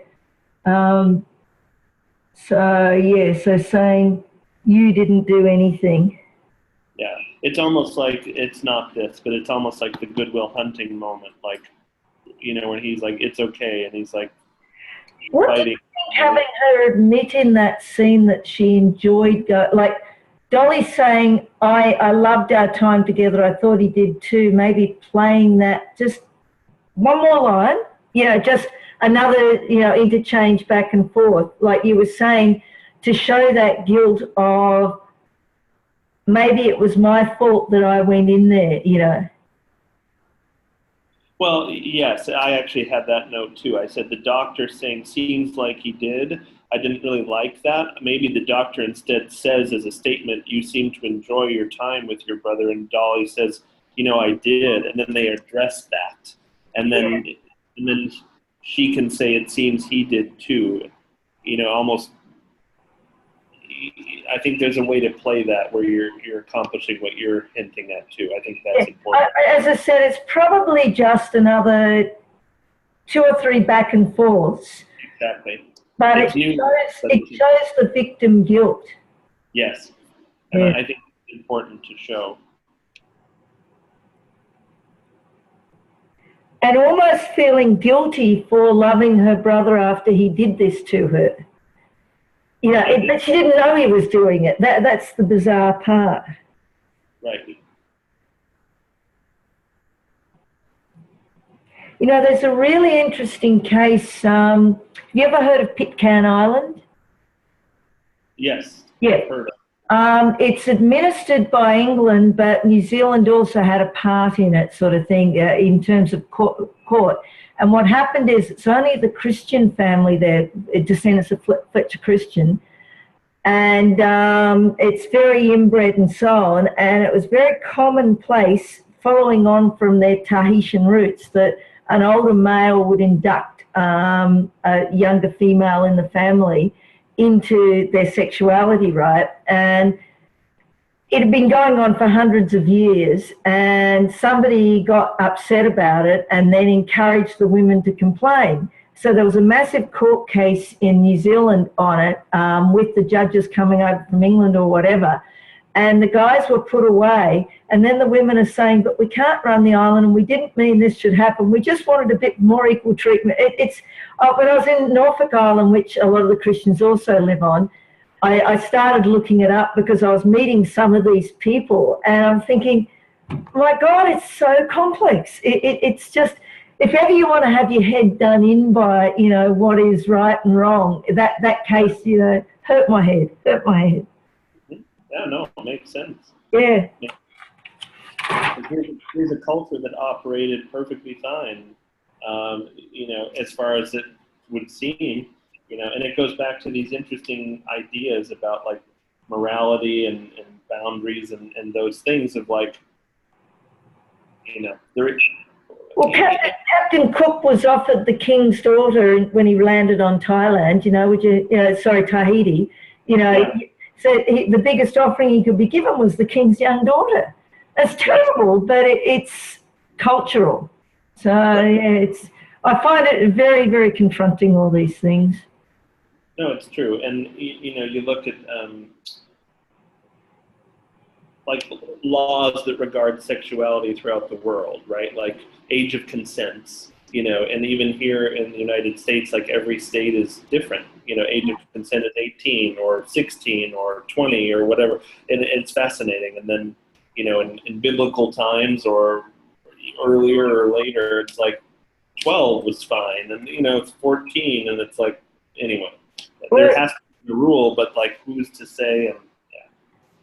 We only just, last week it was in the papers, Queensland's a state north of where I live, New South Wales, and they're just changing one of their more archaic laws that says a reasonable defence against rape is where the guy didn't believe, it's got a nice big legal name, the guy can justify his actions in that he didn't know that the woman was refusing, and he can use the things by what she read, what she wore, told me that she said it was okay by what she did and so on. And it's recently been used successfully as defence, which is why they're changing it. And this is not 2019, right? And only now they're changing it. You know, that's the thing. And if you go around the world, it's very similar. Yeah. So, yeah, I think all these things, obviously, I can't capture everything in one story, but it tells you an awful lot about the world we live in. It does. And that's, yeah. And again, that goes back to why this needs to be told, because it's going to bring about some discussions. Exactly. We have. Yeah. Cool. And is that all your notes? I've got lots. Yeah. So that is it, my dear. Sorry? I said that is it, my dear. Thank you so much. Of course. Thank you. And over to the man of the moment who Federer lost but England tied. We won. Oh, We you won won? on a tie. So, how did you get, but I was down to 0 balls. Oh, dude, it's so complicated. I just check it out. Oh, well, go and look it up now. But we won on a tie. It was insane. So I don't know whether you remember, Justin. And I apologise for being a complete sport bore, and hopefully you don't take it on board. It's just one of those days where everything's going on. It's like and I quite like sport, and particularly cricket. And England we're hosting the World Cup for cricket. It's one day international, and it was the final today whilst this is going on. And during the last few minutes, we won on a tie. We won the World Cup. Well, that's tremendous. Congrats. So I'm in quite a good mood, and I apologise for just being a little bit distracted.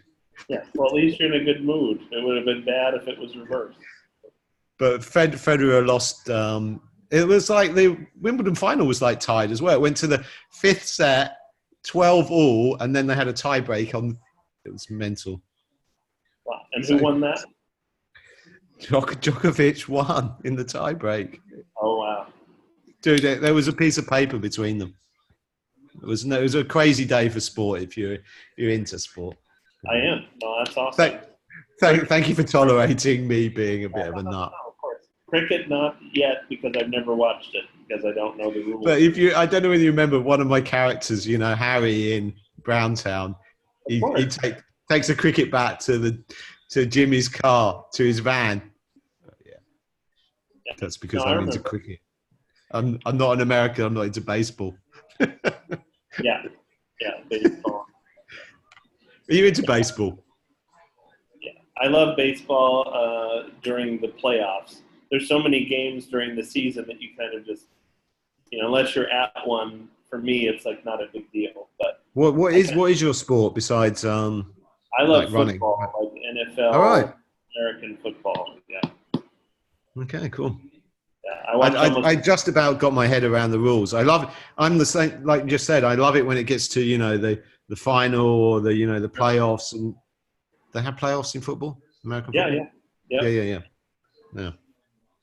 And it's when it gets to the wire.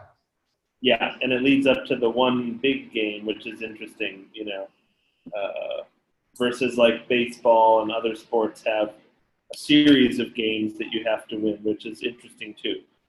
Who do you support then, being from Minnesota, right? So who do you support? I do. I always hope that the Vikings are going to win. I know that they're not like the best team, but hopefully this year we have a chance. We'll see. Oh, dude, I'll be checking them out. There we go. Cool. Yeah, and well, at least you don't have, there's not too much. I'm just developing, aren't I? So you don't have to read pages and pages and pages and pages, at least. No, I didn't have to read pages and pages. I have a few thoughts or questions and things as we do, and we can discuss though. It might be interesting if both girls, the leads, Trish and Dizzy, are into long-term relationships and not marriage. I don't know if that adds an element. It just kind of looks like, oh, interesting. Okay. If there's something about commitment that they're both maybe not yet into. I like it. So make them a little bit younger, as it were, kind of thing, maybe? Just a little bit younger in terms of their lives? Yeah, maybe. But especially if, Dizzy's got this kind of rock star life. I can almost perceive like, kind of what we would presume to be true about that. Cheers, man. I like that. By the way, I took on board what your notes last week. They were just incredibly helpful about, thinking of, something that holds them together. So I tried to take on board your notes. I tried to anyway. Hopefully it comes through. Good. Yeah, no, it's shaping up, and I think this could be really creepy. I actually did some, I looked up the Scylla. Is that how you say the monster? Scylla, yeah. Scylla, yeah. I actually looked that up, and I looked up the poor beagle shark, too. It really does look like a little great white. I know, it really does. I know. Dude, I only came across that in the last few weeks myself. I'm like, shit, we've got those off the coast of Cornwall. Yeah, no, I saw the video. There was just probably the same news story that you saw where someone caught, it was like 23 stone or whatever. I was like, geez, They look pretty serious, don't they? You wouldn't. But apparently, they don't eat humans. It doesn't matter. Right, you can go swimming then and feel safe. I'm glad I piqued your interest. No, it did. It definitely did. 'Cause I never heard of it. I like sharks, so. Yeah, me too. What if Trish was into Persephone or vice versa, and that made Harriet That's cool. jealous? I like it. Yeah, that's good, man. Just, some sexual tension. Yeah. Yeah, I think so. I think you could play with that. So Okay. you use the phrase haunted versus them feeling guilty, which is a minor thing, and it's totally fine because you're at the beginning of crafting that. But so in terms of Harriet, what is she wrestling with, haunted by, or feeling guilty about? Maybe it was something against Teddy. Maybe she undermined him somehow, and he doesn't even know. Yeah, It's did a I thought. just, So yeah, I like that, man. Okay, cool. Yeah, I think I just got to the point where I was thinking, what should they all need to be like haunted by something, in that. Well, yeah. So yeah. I like it anyway, man. That's cool. I think you had that question about could Lena and Persephone be combined? The answer is yes, they could. It just depends if you want them to be. But it yields to that. I think it makes sense if they were. So it's up to you. And if Cool. they're not, then just make sure that they're very distinctive. Yeah, it might just be just like rationalizing the characters because there are too many, and they do seem quite similar, and they could work as one. Yeah, I was just thinking that. Yeah, no, it flowed really well. So this is something that occurred to me, and I'll just throw it out to you. What if this is like Murder on the Orient Express meets The Thing? I like it. Because what if all the invitees like had something that connected them, not necessarily a person or a murder like in Orient Express, but you know what I mean? It might be interesting to explore. I'm not saying that you should, but I'm just throwing it out there for you. So you like the idea of it being a bit of an investigation? Or Not necessarily Just mean investigation, but it's like they've been summoned there for a reason because they're all, connected to something to do with Teddy or Empire, whatever it is. Yeah. What is it that connects them on? Because that's like it's almost like a cliche, Murder on the Orient Express, isn't it? But what holds them together? Was it one character that's killed, and that's what ties them together? One character that's killed, but then you find out that everybody and don't listen, people that don't know Murder on the Orient Express. I'm sure everybody here does. You find out that all of them stabbed the person. All of them had. Oh, that's right. Yeah, yeah, of course. So they're all responsible. Yeah. And it's all connected to the Lindbergh kidnapping, So that was the thing that united all of them. So if you had sort of that, it doesn't again have to be a murder or even a crime, but if they're all connected, that's kind of it could be a cool idea. I like it. Might be too on the nose with that, but. I'll have a think about it, man. Thank you. Or if some of them are, yeah. I like this idea just thematically because what's starting to take shape is you're going back to nature, but nature is not always good. Definitely not. I think there's something kind of cool about that. So Virat, he's the yoga teacher, right? Yeah.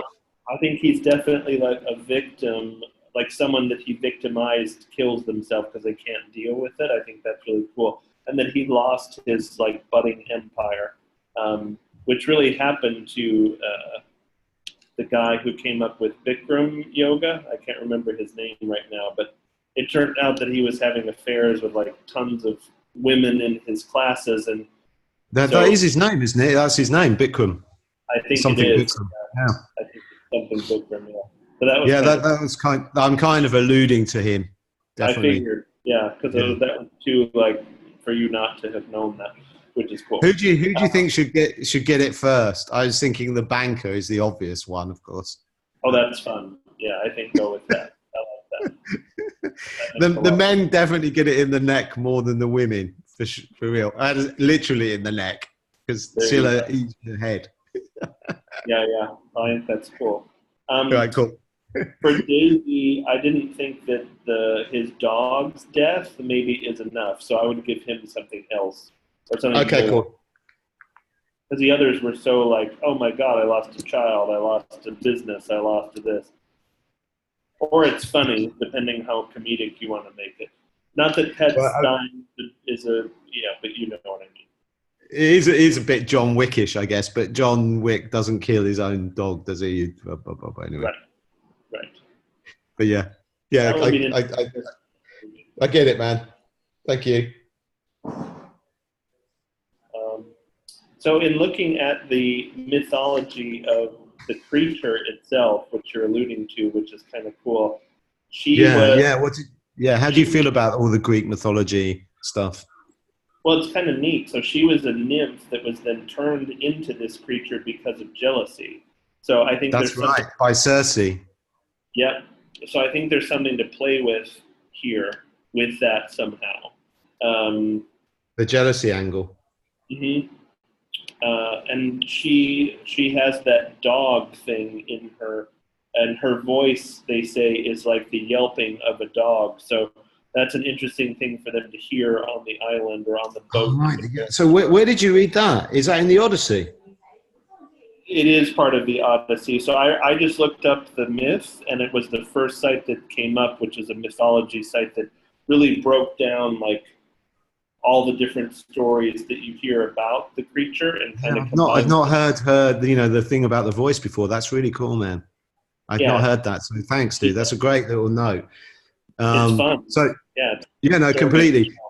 There was a story. One of the major novels of last year, if you've not come across it, was a retelling of Circe's story.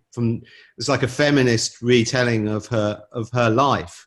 So from the point of view of Circe, and it was by this British author, I think, called Madeline Miller. It's one of the best things I read last year. So it's a lot of it comes from that. It was so it's kind of like, imagining what it was like to be Circe, this kind of lonely goddess who gets exiled. And, and you see it very much why she transforms Scylla, this other goddess, this nymph, into this monster, is because she steals the guy that she fell in love with. That's what. Yeah. I don't know whether you got to that bit.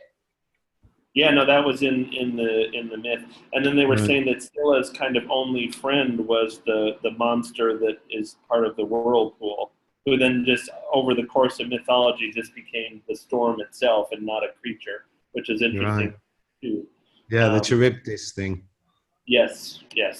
So she has 6 necks and 12 feet, and most of it is associated with a dog and or a shark, which then the poor beagle shark, the beagle's in the name of the damn thing. So I thought that was really cool. I figured you had done all of that on purpose, but... No, I hadn't. I admit to the beagle bit. No, I hadn't. That's just coincidental. That's fantastic. Well, it isn't coincidental. That's what I'm telling you. Dude, I'm not going to take credit where it's not due. You should just go nod and go, of course. No, I put my hands up. That's just luck. That's fun. I like that stuff. The other thing, and I don't know that you would use this, but Scylla in, I guess, Latin means to tear apart. All right. No, it's probably Greek, isn't it? Yeah. Or is it or Italian or something, I'm not sure. But okay, cool. Dude, that's fantastic. That's even better. That must be the way that she kills these poor islanders. Yeah, dude, that's great. Do you know how she was turned in from a nymph to the creature? Well, from the point of view of the retelling, it's because Circe, she uses these magic potions because she's like a witch goddess. She's the other name for her is Hecate. That's the mythology, is it was a potion that she drank. Yep. Yeah. So she gets it's called like Molly, weirdly, as in like, which is what you call MDMA in the States, isn't it? Yeah, of Yeah. course. We don't call it that. We call it Mandy or other names. But Molly is very, so yeah, it's kind of this weird crossover. It's, yeah, which is quite interesting. Maybe there could be some, that is interesting. I could use that. Sure there is. Yeah. Just, Is you know, this the whole, Molly? Yes, it is. Yeah. yeah. Anyway, yeah, dude, that's great. I'm just going to make a note of that. Yeah. But yeah, so, and there's this whole thing with the goddesses. Look, the gods, very few of them had this power to use witchcraft, you know, the potions, etc. They didn't know how to use it. And apart from Cersei and her siblings, basically. I don't know whether you came across that. So like, anyway, yeah, there's the one, is it her sister who created the Minotaur? She's also a witch. Yeah, because she has sex with a bull. Right. I love the Greek myths. Yeah, exactly. Yeah, that's awesome. Yeah. So the only other thing was just confirmation, not even a question, but so the retreat's concept to help Dizzy, who's lost her child, it's almost like a reboot. It's almost like you're going back to the most basic part of ourselves, nature, and it's kind of like you're starting over. That's kind of how I saw it. Is that kind of your idea then for it? Well, it is kind of, yeah, it's meant to be like a healing process that the last thing she thinks this is going to achieve is that. She's like, this is bullshit. And, you know, she's rejects the whole concept of it, but she's doing it going along for her friend. So, but inadvertently, you know, by confronting all this monster and overcoming it, she somehow, you know, moves on and restarts her life. Yeah, she heals in some way. That's the kind of idea. Yeah. That's it's kind of like, it's a bit like, you know, the Alien, as in the Ripley arc, you know, not this, because in the second one, we don't realize in the first one that she's got a daughter, do we? They added that on in the second one, I think. Well, she doesn't have a daughter. She picks up Newt, who's stranded. She's the last survivor of that planet, and she has. She becomes like a surrogate daughter, but we learn at the beginning that that's in maybe the extended version, but her daughter has died while she's been, you know, in space, lost.